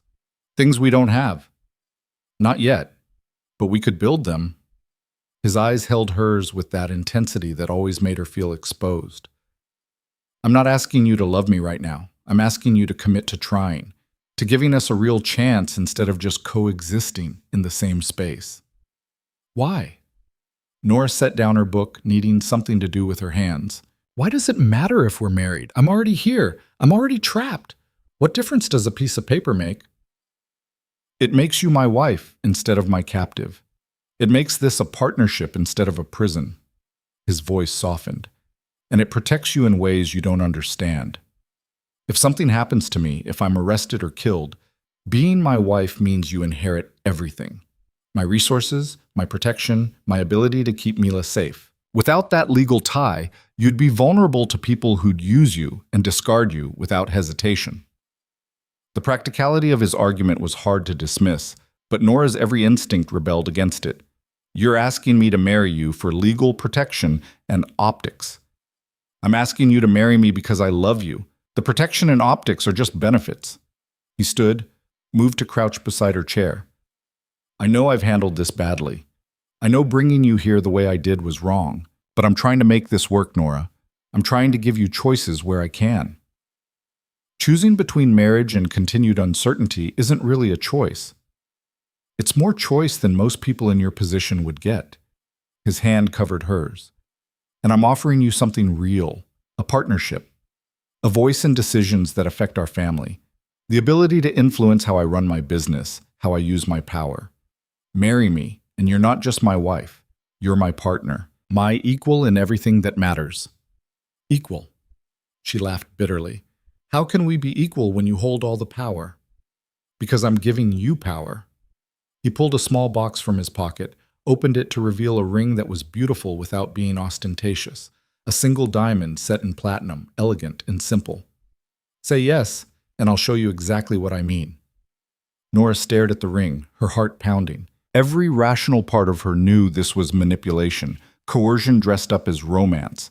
But another part, the part that remembered loving him, that watched him be gentle with their daughter, that wanted to believe people could change, that part whispered that maybe this was her path forward. Not escape, but transformation. Not freedom, but influence. "I need time to think," she said. "Take all the time you need." He closed the box, set it on the table between them. "But while you're thinking, I want to show you something." He stood, offered his hand. Nora hesitated, then took it, letting him pull her to her feet.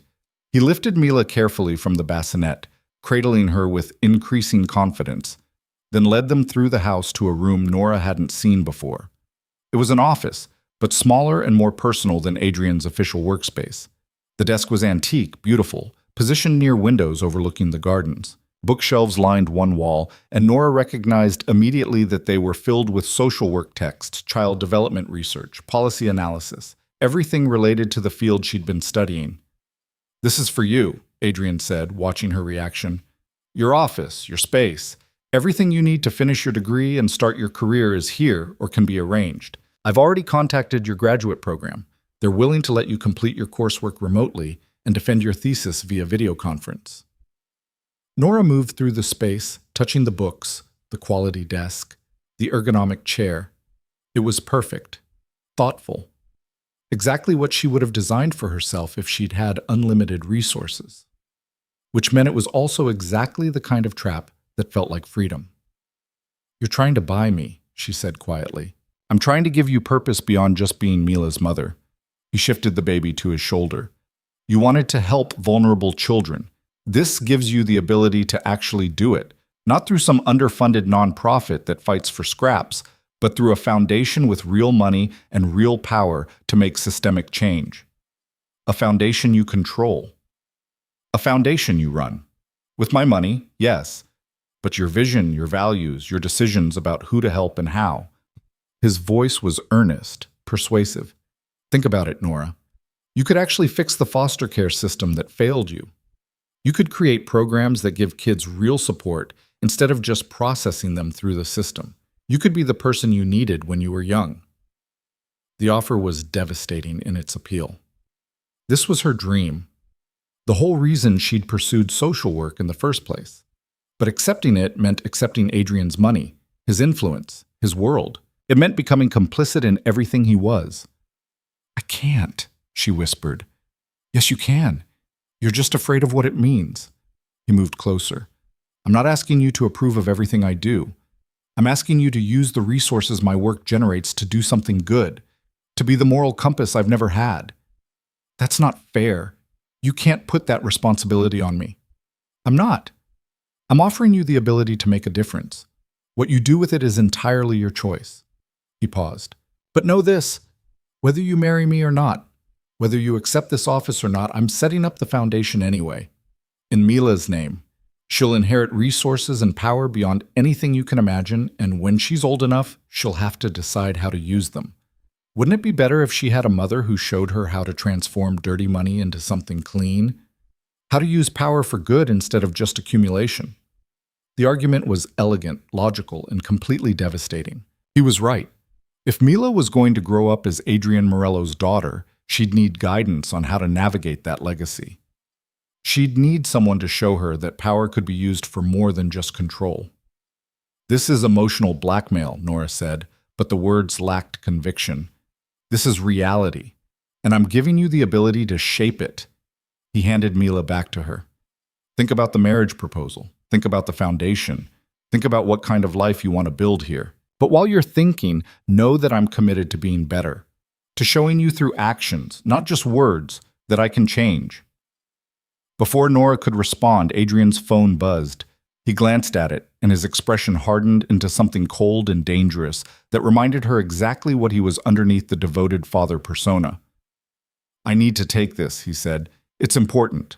He left the office, already speaking in rapid Italian as he walked away. Nora stood in her new workspace holding their daughter, surrounded by the tools to pursue her dreams, and felt the walls of her golden cage become just slightly more beautiful. That night, she couldn't sleep again. She lay in bed thinking about Adrian's proposal, about the foundation, about the impossible choice between principle and pragmatism. Around midnight, she gave up on rest and went to check on Mila. The nursery was dark, except for the soft glow of the nightlight. Nora approached the crib, expecting to find her daughter sleeping peacefully, and instead found Adrian already there, standing over Mila with an expression of such raw tenderness that it made Nora's breath catch. "I didn't hear you come in," she said softly. "I couldn't sleep." He didn't look away from the baby. "I keep thinking about all the time I've missed, all the moments I'll never get back." Nora moved to stand beside him, looking down at their sleeping daughter. "She won't remember. She'll only know the father you are from now forward. That's what terrifies me." His voice was barely above a whisper. "What if I fail her? What if I become my father, cold, brutal, teaching her that power is all that matters? The vulnerability and the admission shocked her. Who was your father? A monster. Adrian's jaw tightened. He ran the organization before me, built it through fear and violence. He taught me that love was weakness, that mercy was failure, that the only thing that mattered was control. He paused. He beat that lesson into me until I believed it. Is that why you do what you do? Because he trained you for it? I do what I do because I'm good at it. Because when he died and I took over, I saw a chance to be different, less violent, more strategic, using power to create order instead of chaos. His hand trembled slightly as he touched Mila's cheek. But I'm still his son. I still have his cruelty in me, his capacity for violence, and I'm terrified of passing that to her. Nora felt something shift in her chest. This was the truth she'd been searching for. Not the polished explanations or strategic justifications, but the raw fear underneath. Adrian wasn't just a criminal. He was a damaged man trying to break a cycle he wasn't sure he could escape. You don't have to be him, she said quietly. You can choose differently. Can I? Or am I just pretending I have a choice while following the same path? He finally looked at her, and the pain in his eyes was devastating. My father never loved my mother. He kept her like property, used her to produce an heir, then discarded her when I was old enough to be useful. She died alone, broken by a man who saw her as a tool. I swore I'd never be like that. And then I brought you here by force, took away your freedom, made you a prisoner in everything but name. How am I any different from him? You're asking the question. That's different. Nora's hand covered his on the crib rail. Your father wouldn't have cared if what he did was wrong. You do care. That matters. Does it? Or does it just make me a more self-aware monster? It makes you someone who can change, if you choose to. She took a breath, made a decision that felt both terrifying and inevitable. Show me. Show you what? Your world. The real version, not the sanitized explanation. Show me what you actually do, who you really are, and let me decide if I can live with it. She met his eyes. No more secrets. No more protection through ignorance. If you want me to marry you, if you want me to build a life here, I need to know exactly what that life means. Adrian stared at her for a long moment, and she could see him calculating, weighing risks, considering whether honesty was more dangerous than continued deception. If I show you everything, he said slowly, you might hate me even more than you already do. Maybe, but at least I'll hate you for the truth instead of the mystery. She squeezed his hand. You said you wanted me to be your partner, your equal. Partners don't hide things from each other. Partners also protect each other from unnecessary darkness. Let me decide what's necessary. Her voice was firm. I'm not a child who needs protection from reality. I'm a mother trying to figure out if I can build a life with a man I don't fully understand. Help me understand. He was silent for several heartbeats, his eyes searching hers. Then he nodded slowly. Tomorrow. I'll show you tomorrow. He paused. But Mila stays here with Maria. I won't expose our daughter to any of this. Agreed. The thought of leaving Mila made her anxious, but she trusted Maria. The woman had proven herself kind and competent over the past weeks. What will I see? The machinery that makes my world function. The good, the bad, and the morally complicated. His expression was grim. After tomorrow, you won't be able to unknow any of it. I already can't unknow what I heard that night in your apartment. This is just filling in the details. Details matter. They're the difference between theory and reality. He lifted her hand to his lips, kissed her knuckles gently. Get some sleep. Tomorrow will be long. He left her alone in the nursery, and Nora stood looking down at Mila, wondering if she'd just made a terrible mistake or the first step towards something real. The next morning dawned cold and clear. Nora fed Mila, played with her, then handed her over to Maria with instructions that felt inadequate for the anxiety churning in her stomach. She'll be fine, Maria assured her, settling the baby on her hip with practiced ease. I raised 3 of my own. This one will be spoiled and happy when you return. Adrian was waiting in the foyer, dressed in a dark suit that made him look every inch the powerful businessman. But there was something harder in his bearing today, a readiness for violence that he usually kept hidden around her. "Ready?" he asked. "No, but let's go anyway." The car ride took them into the city, to a neighborhood Nora didn't recognize. Industrial buildings, warehouses, streets that felt forgotten by urban renewal. They pulled up to a nondescript building with no signage, just a steel door and cameras covering every angle. "This is one of my distribution centers," Adrian said as they exited the car. His security flanked them immediately. Legitimate imports and exports, all properly documented and taxed. 90% of what moves through here is completely legal. And the other 10%? That's what I want you to see. He placed his hand on her lower back, guided her toward the entrance. "Remember, you asked for this." Inside, the warehouse was exactly what it appeared to be. Workers moving pallets, forklifts transporting cargo, the organized chaos of logistics operations. But Adrian led her past all of that, through a door marked private, down a hallway, into an office where 3 men waited.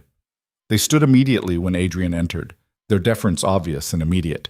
These were his lieutenants, Nora realized. The men who ran the actual criminal operations while Adrian maintained his distance. "Gentlemen, this is Nora Blake, my partner and the mother of my daughter." Adrian's introduction was deliberate, establishing her status. "She's here to understand our operations. Full transparency."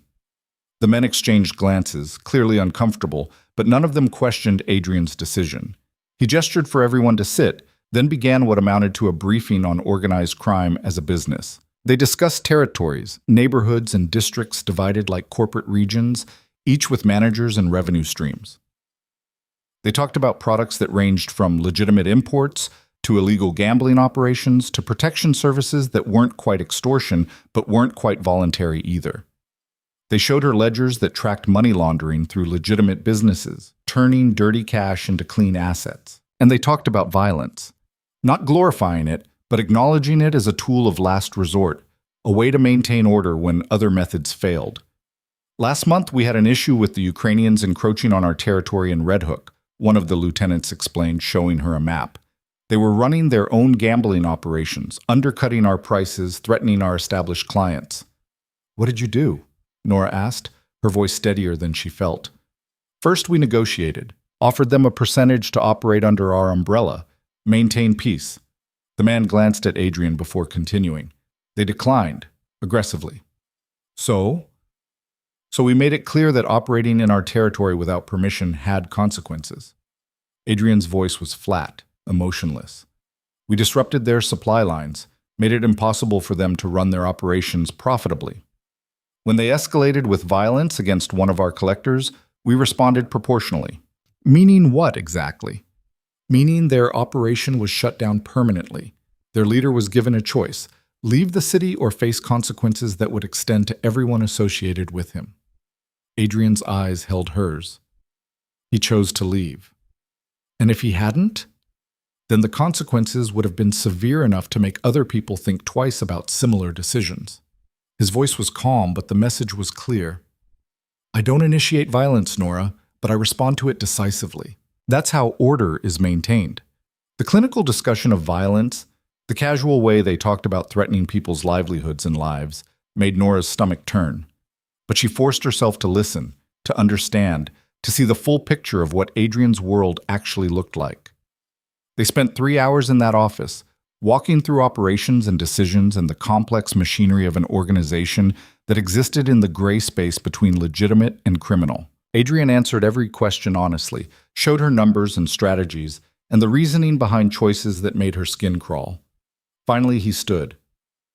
"That's the overview. Do you want to see more?" "More?" "The street level, where the theory becomes practice." He watched her carefully. "Or is this enough?" Nora wanted to say it was enough, wanted to retreat to the estate and pretend she'd never seen any of this. But she'd asked for truth, and partial truth was just another form of lie. "Show me," she said.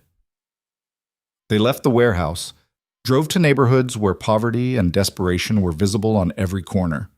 Adrian pointed out businesses he owned, corner stores, check cashing operations, small restaurants, all legitimate on paper, all serving as fronts or laundering operations for money that originated elsewhere. He showed her a community center his organization funded, where kids from struggling families could get after-school programs and meals and tutoring. This is what your foundation could do, he said quietly. Take money from questionable sources and transform it into something that actually helps people. He showed her protection operations, businesses that paid for security that was both insurance and extortion, a fee for being left alone by threats that sometimes came from Adrian's own organization. And he showed her the people who worked for him, not just the lieutenants and enforcers, but the drivers and accountants and legitimate employees who depended on his operations for their livelihoods, who saw him as a businessman rather than a criminal. By the time they returned to the estate, Nora's head was spinning. The reality of Adrian's world was so much more complicated than simple good and evil. It was parasitic and symbiotic simultaneously, extracting wealth while providing services, maintaining order through threats while preventing worse chaos. It was morally repugnant and pragmatically effective in equal measure. Maria met them at the door with Mila, who reached immediately for Nora with a happy squeal. Nora took her daughter, buried her face in that sweet baby smell, and tried to reconcile the life she wanted for Mila with the reality of what Adrian's resources could provide. "Thank you, Maria," Adrian said, dismissing the housekeeper gently. When they were alone, he turned to Nora. Well? Well, what? You've seen everything now. The good, the bad, the complicated. Can you live with it? Nora looked down at Mila, then up at the man who'd given her this child, this impossible situation, this choice that wasn't really a choice at all. I don't know, she said honestly. But I understand it now, and that's something. It's more than I expected. He touched Mila's head gently. I meant what I said about changing, about building something more legitimate over time. But I can't walk away overnight. The vacuum would be too dangerous for us and for everyone who depends on the organization's stability. I know. And she did. That was perhaps the most devastating realization, that Adrian couldn't simply stop being what he was without causing ripple effects that would hurt people. But if you're serious about change, I need to see progress, real, measurable steps toward legitimacy. You'll see them. His voice was firm with promise. Starting with the foundation. You'll run it, control it, make it everything you dreamed it could be. And I'll support every decision you make, even when they conflict with my interests. Why? The question burst out. Why give me that power? Because you're the only person I trust to use it right. Because Mila deserves to see her mother making the world better, not just existing in my shadow. Because I love you, and proving that means giving you real control, not just the illusion of it. He stepped closer, his free hand cupping her face. Marry me, Nora. Be my partner in building something better. Help me become the man our daughter deserves. Standing there in the foyer of his fortress, holding their daughter, having seen the full truth of his world, Nora made the decision that would define the rest of her life.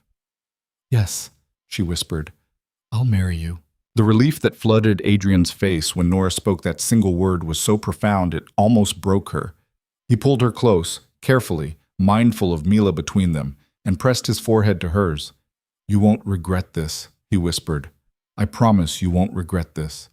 Nora wanted to believe him. She needed to believe him, because she'd just committed to building a life with a man whose world was built on foundations she found morally questionable at best. But she'd also seen something in him today. Vulnerability, honesty, a genuine desire to be better than what he'd been raised to become. Maybe that was enough. Maybe it had to be. The wedding happened 3 weeks later, small and private in the estate's garden. Just Maria and a handful of Adrian's most trusted people as witnesses, a judge who owed Adrian favors presiding, and Mila in a white dress that made her look like a tiny angel. No elaborate celebration, no extended family, no pretense that this was anything other than what it was.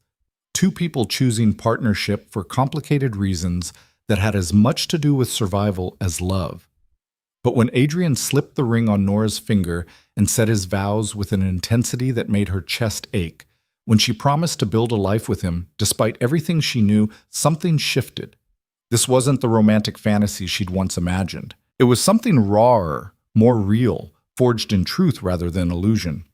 I love you, Adrian said after the judge declared them married, his hands framing her face. I've loved you since I saw you pretending to understand abstract art. I'll love you until I stop breathing. I know. And she did. Whatever else was uncertain, Adrian's devotion was absolute. I'm choosing to trust that. He kissed her then, gentle and reverent, nothing like the passionate encounters from their past. And Nora felt the weight of her decision settle over her like a mantle she'd wear for the rest of her life. Mrs. Adrian Morello, mother, partner, the moral compass for an empire built on morally ambiguous foundations. The real work began the next day. Nora threw herself into the foundation with the determination of someone who needed purpose to survive. She hired staff, social workers, and policy experts and advocates who shared her vision for systemic change. She developed programs that addressed the failures she'd experienced firsthand in foster care: stable housing, mental health support, educational resources, mentorship that didn't disappear when kids aged out of the system. And she used Adrian's money without apology, transforming resources gained through questionable means into concrete help for vulnerable children. Every dollar she spent was a dollar redirected from violence to healing, from exploitation to support. It didn't erase where the money came from, but it gave it new purpose. Adrian kept his promise about transparency. He included her in strategic decisions, asked for her input on operations, and actually listened when she pushed back against choices that crossed her ethical lines. He didn't always agree, and he didn't always change course. But he heard her. That mattered more than she'd expected. But progress toward legitimacy was slower than Nora wanted. Adrian explained it like dismantling a bomb. One wrong move and everything exploded. He couldn't simply abandon criminal enterprises without creating power vacuums that would be filled by people with no restraint. He couldn't walk away from territories without endangering people who depended on his organization's stability. Every step toward legitimate business had to be carefully calculated to avoid chaos. "I'm not making excuses," he told her one night as they reviewed his transition plans in his office. Mila was asleep upstairs, and they'd fallen into a routine of these late-night strategy sessions. "But I need you to understand, I can't just flip a switch and become legitimate. It's a process measured in years, not months." "How many years?" Nora asked, highlighting a section of the business plan that concerned her. 5, maybe 7, to fully transition the major operations into legal enterprises and divest from the criminal elements entirely. He paused. "But you'll see progress every quarter. Measurable reduction in illegal revenue, increase in legitimate holdings, documented steps toward the version of this organization you can live with. And the violence? When does that end?" "When I have enough legitimate power that violence becomes unnecessary." His expression was grim. "Right now, it's still the language my world speaks, but I'm working to change that vocabulary." 3 months into their marriage, the first real test came. Nora was working in her office when Adrian appeared in the doorway, his face set in lines she'd learned to recognize as dangerous. "We have a problem," he said without preamble. She set down her pen. "What kind of problem?" "The kind that requires a response. The kind where my restraint is being interpreted as weakness." He crossed to her desk. "One of my distribution managers was killed last night, executed in front of his family as a message to me." Horror flooded through her. "Who?" "Doesn't matter who did it. What matters is I need to respond, and I wanted you to know before I act." His jaw was tight. "This is the part of my world you can't fix with foundation programs, Nora. This is the violence I've been protecting you from." "What are you going to do?" "What I have to. Send a message that killing my people has consequences severe enough that no one tries it again." He paused. "I'm telling you this because you asked for transparency, but I'm not asking your permission. This is a decision I have to make as the head of this organization." Nora felt sick. This was the reality she'd signed up for. The violence that maintained order, the brutality that prevented worse chaos. But knowing it intellectually was different from confronting it directly. "Don't kill anyone," she said quietly. "Please, find another way to send your message." "Nora, I know what you're going to say. That sometimes violence is the only language these people understand. That showing mercy makes you vulnerable. That you have to be brutal to maintain control." She stood, moved around the desk to face him.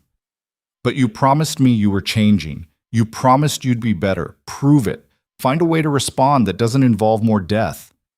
Adrian stared at her for a long moment, conflict visible in his eyes. "If I show weakness now, more people die.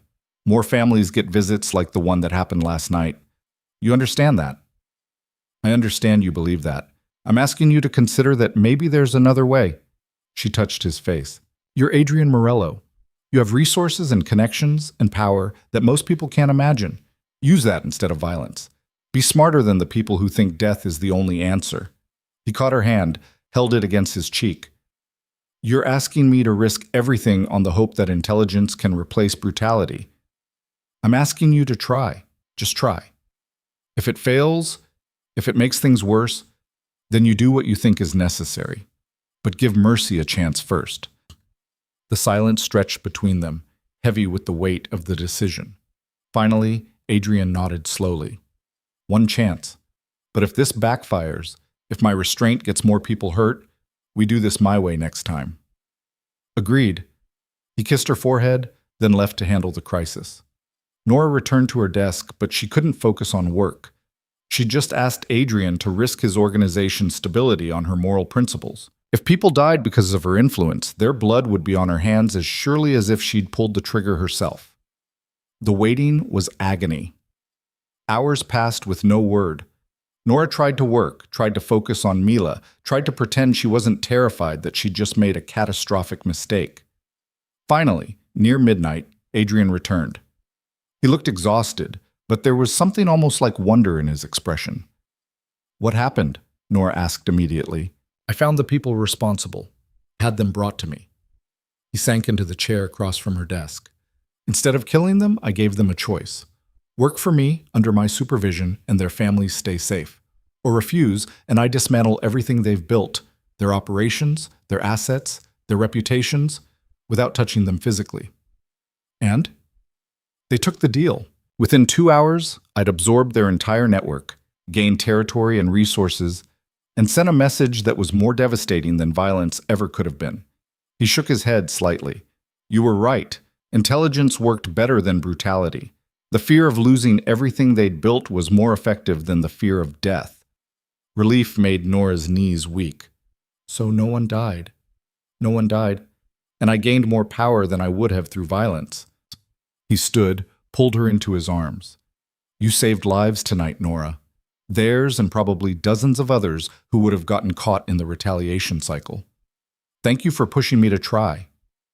She held him tight, feeling the tension in his body slowly release. This was what partnership looked like, challenging each other, finding better solutions together, building something neither of them could create alone. This is just the beginning, she said against his chest.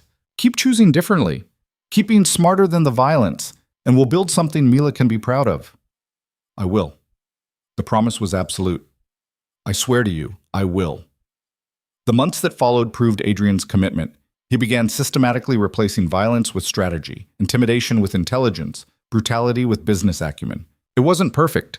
There were still moments that required shows of force, still decisions that made Nora's stomach turn. But the trajectory was clear. Adrian was changing, and his organization was changing with him. Nora's foundation grew from a promising start to a genuine force for systemic change. They opened residential facilities for teens aging out of foster care, providing housing and support that didn't disappear at 18. They funded legal advocacy for children trapped in failing systems. They created scholarship programs and mentorship networks and policy initiatives that addressed root causes instead of just symptoms. And they did it all with money that had once fueled exploitation, now redirected toward healing. Mila turned 1 year old in a celebration that included the staff who'd become extended family, the foundation employees who treated Nora like a hero, and a handful of Adrian's associates who looked at the baby like she was their collective hope for redemption. She smashed cake with gleeful abandon, took her first wobbly steps between her parents, and laughed with pure joy at the attention. Watching her daughter grow up loved and safe, and surrounded by people who'd protect her with their lives, Nora felt something she hadn't expected. Contentment. Not the simple happiness of her fantasy life, but something deeper and more complex. The satisfaction of building something real from impossible circumstances. She's perfect, Adrian said that night after the party, watching Mila sleep in her crib. And she's going to change everything. She already has, Nora replied, leaning against his side.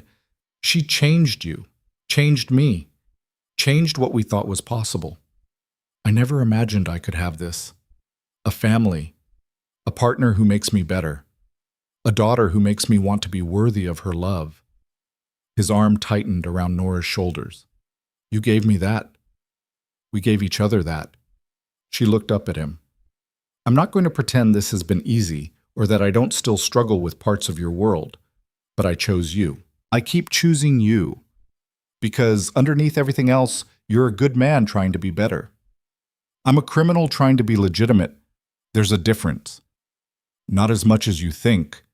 She turned in his arms, wrapped hers around his neck. You protected me even when I ran. You gave me choices when you could have just taken control. You listened when I challenged you. You changed when I asked you to try. That's not a criminal, Adrian. That's a partner. He kissed her then, deep and claiming and full of emotion he'd never been good at expressing in words. When they finally broke apart, both breathless, his forehead rested against hers. I love you, he said, more than I thought I was capable of loving anything. I know. And this time when she said it, Nora meant something different than before. Not just acknowledgement of his feelings, but acceptance, trust, the beginning of reciprocation. I'm learning to love you too. The real you, not the fantasy I created. And that version is better than anything I imagined. 2 years after their wedding, Adrian called a meeting with his top lieutenants. Nora attended at his request, sitting beside him as he laid out a plan that represented the culmination of everything they'd been building toward. We're transitioning entirely to legitimate operations over the next 18 months, he announced, and Nora could see the shock ripple through the room. Every illegal enterprise will be sold, absorbed into legal frameworks, or shut down. Our revenue streams will come from legitimate businesses, real estate development, import-export that's actually legal, private security, consulting. The criminal elements of this organization end now. Boss, that's, one of the lieutenants started. Not negotiable. Adrian's voice was firm. I've spent 2 years building the infrastructure to make this work. We have enough legitimate power now that we don't need the criminal operations to maintain stability. And I have a daughter who deserves better than growing up as the child of a crime lord. He laid out the specifics, which operations would be sold to whom, how territories would be managed during the transition, what support would be provided to people whose livelihoods depended on the criminal enterprises. It was comprehensive, carefully planned, and represented a complete transformation of everything Adrian had built. Some of you won't want to make this transition, Adrian continued. I understand. You'll be given generous severance and connections to organizations that still operate the old way. But if you stay with me, you stay legitimate. Those are the only options. The meeting lasted 3 hours. Some people pushed back, some accepted reluctantly.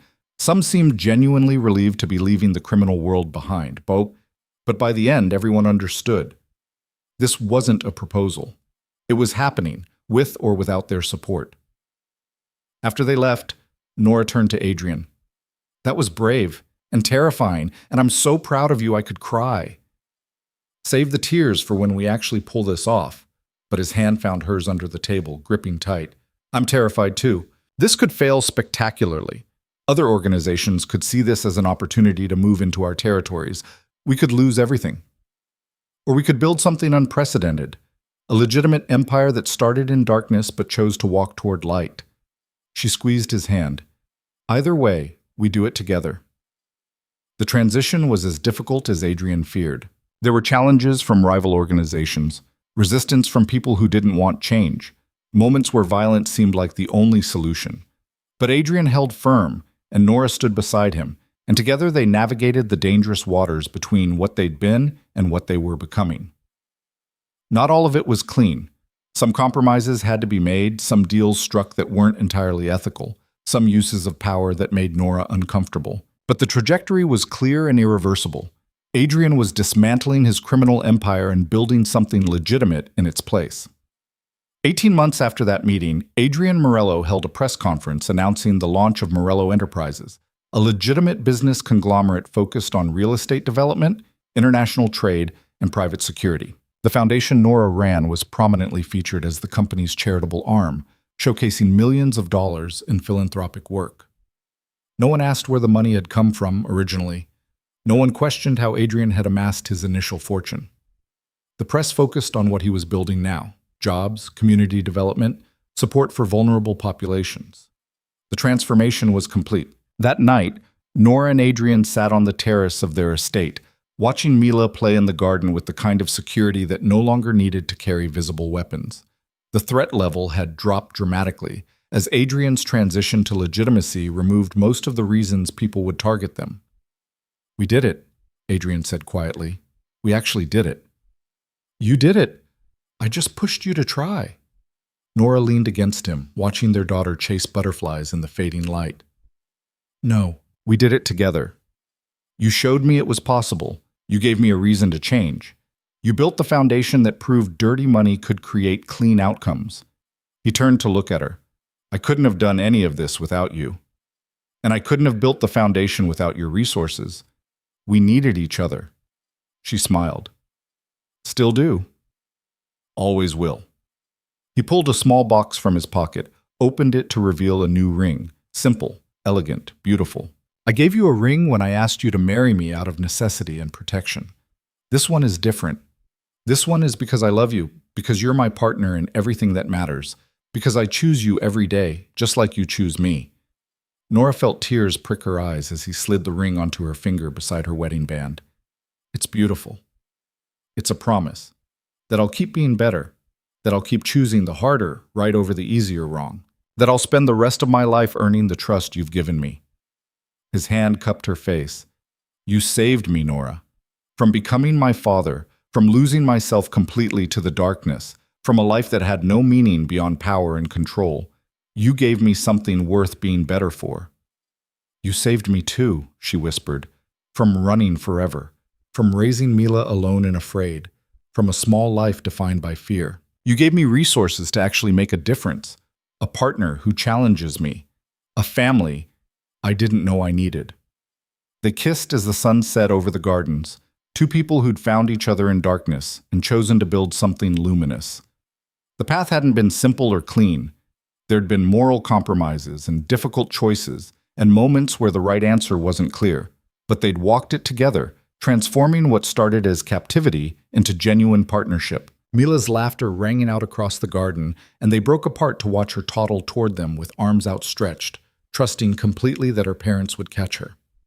Adrian lifted their daughter, settled her on his hip, and looked at Nora with an expression of such profound gratitude and love that it took her breath away.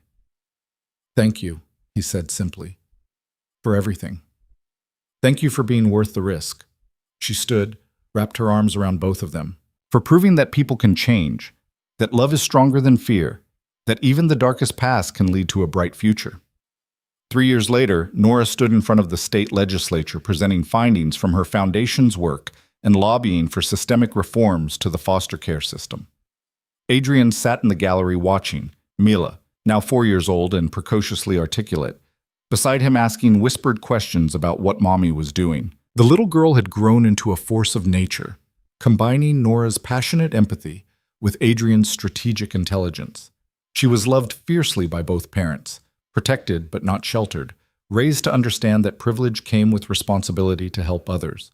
After Nora's testimony, which received applause from legislators on both sides of the aisle, Adrian met her in the hallway with Mila in his arms. "You were brilliant," he said, pride evident in every word. "Mommy made them listen," Mila added seriously. "You said she would, and she did." "She always makes people listen." Adrian kissed Nora's cheek. "Because she speaks truth they need to hear." That night, after Mila was asleep, Nora and Adrian sat in their private study reviewing the Foundation's impact reports. 5 years of work, thousands of children helped, measurable improvements in outcomes for vulnerable youth. The numbers told a story of transformation, dirty money redeemed through purposeful action. "I've been thinking," Adrian said, setting aside the report he'd been reading, "about writing it all down. My story. How I started, what I did, how I changed. Not to glorify any of it, but to show that redemption is possible even from the darkest places. You'd have to admit to crimes, face legal consequences potentially." Nora's legal mind immediately saw the risks. Statute of limitations has passed on most of it, and anything recent enough to prosecute happened under the umbrella of transition. Messy, but arguably legal. He paused. "I've talked to lawyers. I could tell my story without destroying everything we've built." "Why would you want to?" "Because Mila will ask questions someday about where our money came from, how I built this empire, what her father really was before he became legitimate. His expression was serious. I want her to have the truth. Not sanitized or romanticized, but honest. So she understands that people are complex, that mistakes don't define you if you choose to change, that even the worst past doesn't prevent a better future. Nora considered this. It's brave and risky, and completely like you to turn confession into teaching. I learned from the best. He pulled her close. You've spent 5 years turning my criminal assets into programs that help children. The least I can do is use my story the same way, as a cautionary tale and proof that change is possible. Then do it. Write it down. Be honest about everything. She looked up at him. And I'll write my part. The woman who ran, who fought, who eventually chose to stay and build something better. Together, we'll give Mila the truth she deserves. The project took 2 years. Adrian's unflinching account of his rise in organized crime, the violence he'd ordered and witnessed, the moral compromises he'd made. Nora's parallel narrative of falling in love, discovering the truth, fleeing in fear, and ultimately choosing partnership over safety. Both of them brutally honest about the complexity of their choices, the weight of their decisions, the difficulty of transformation. When Mila was 7, old enough to begin understanding complexity, they sat her down with age-appropriate versions of their stories. Your father did bad things before you were born, Nora explained, holding her daughter's small hands. He hurt people and made choices that were wrong, but then he decided to be better, to change everything about how he lived. And he did it because he loved you and wanted to be worthy of being your father. And your mother was brave enough to give me a chance to change, Adrian added, even though she had every reason to run and never look back. She chose to believe people could be better than their worst mistakes. Mila looked between them with those devastating dark eyes, her father's eyes, that saw far too much for a 7-year-old. Are you still changing? Every day, Adrian promised. Every day I try to be better than I was yesterday. Sometimes I succeed, sometimes I fail, but I never stop trying. Because that's what love means, Nora said softly. Choosing to be better for the people who matter. Choosing to build instead of destroy, choosing hope over fear. Okay. Mila seemed to absorb this, process it with her characteristic seriousness. Then I'll choose that too. When I grow up, I'll help people like Mommy does. And I'll be smart like Daddy, and I'll make our family proud.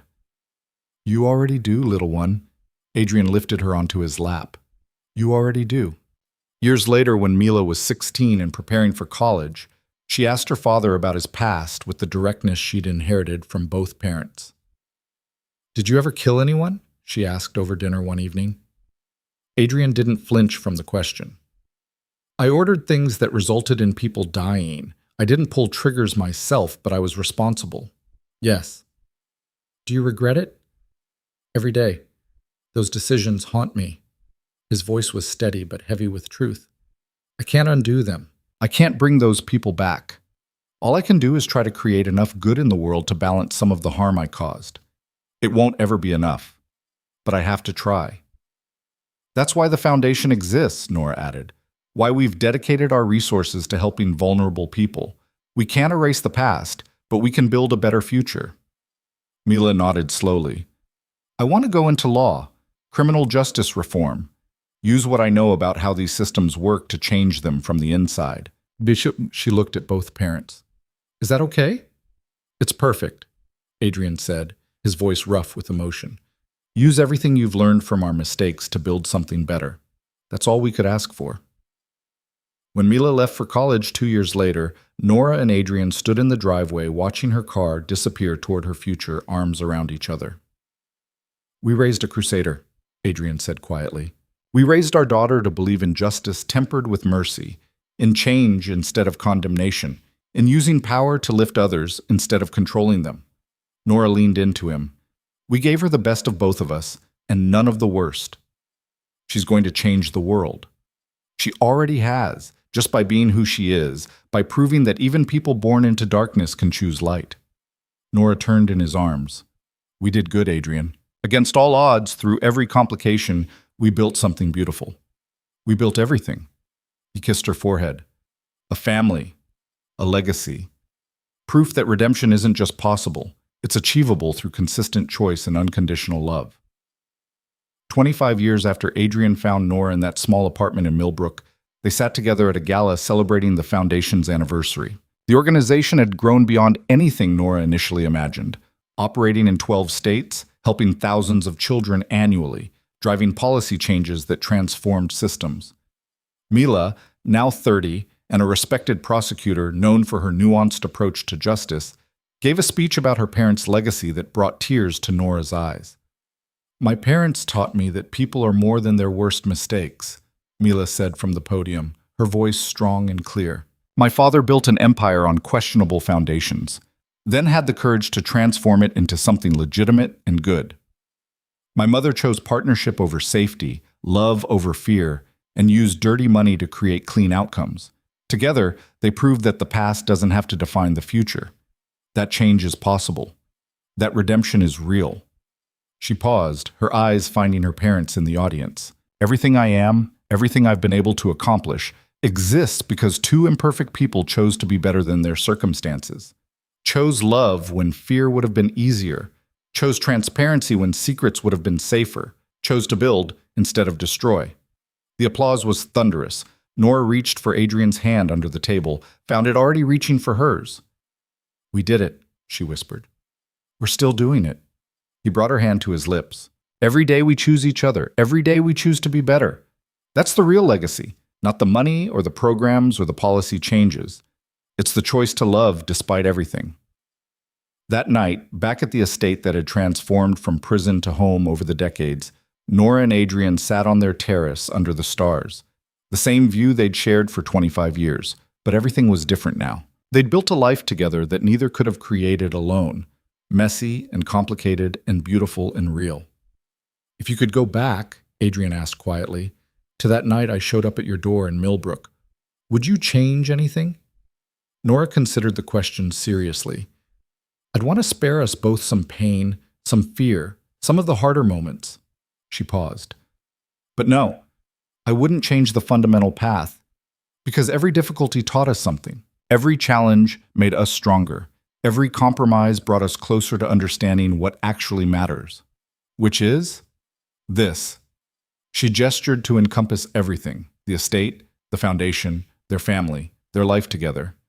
Two people who started in the darkest circumstances, choosing every day to build toward light. That's worth every struggle it took to get here. "I love you," Adrian said, the same words he'd spoken countless times over the decades, but still weighted with absolute truth. "I know." Nora smiled, the same response she'd given that first night when she'd agreed to marry him.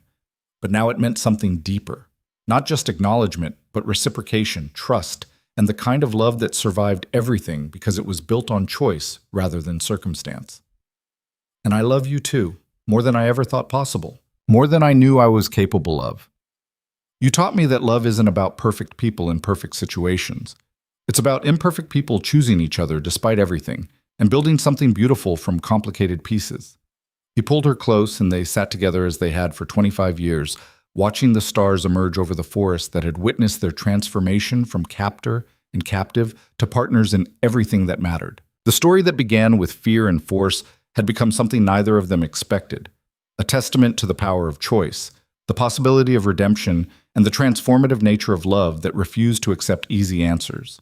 They'd built a legacy not in spite of their complicated beginning, but through it, using every difficult moment as foundation for something stronger.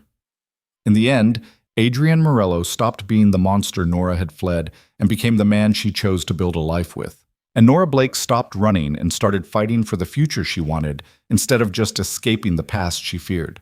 Together, they proved that even the most impossible situations could be transformed through consistent choice, unconditional love, and the courage to keep choosing better. Their daughter would carry that legacy forward, not as burden, but as proof that change was possible, that people were more than their worst decisions, and that love combined with action could transform even the darkest inheritance into something luminous.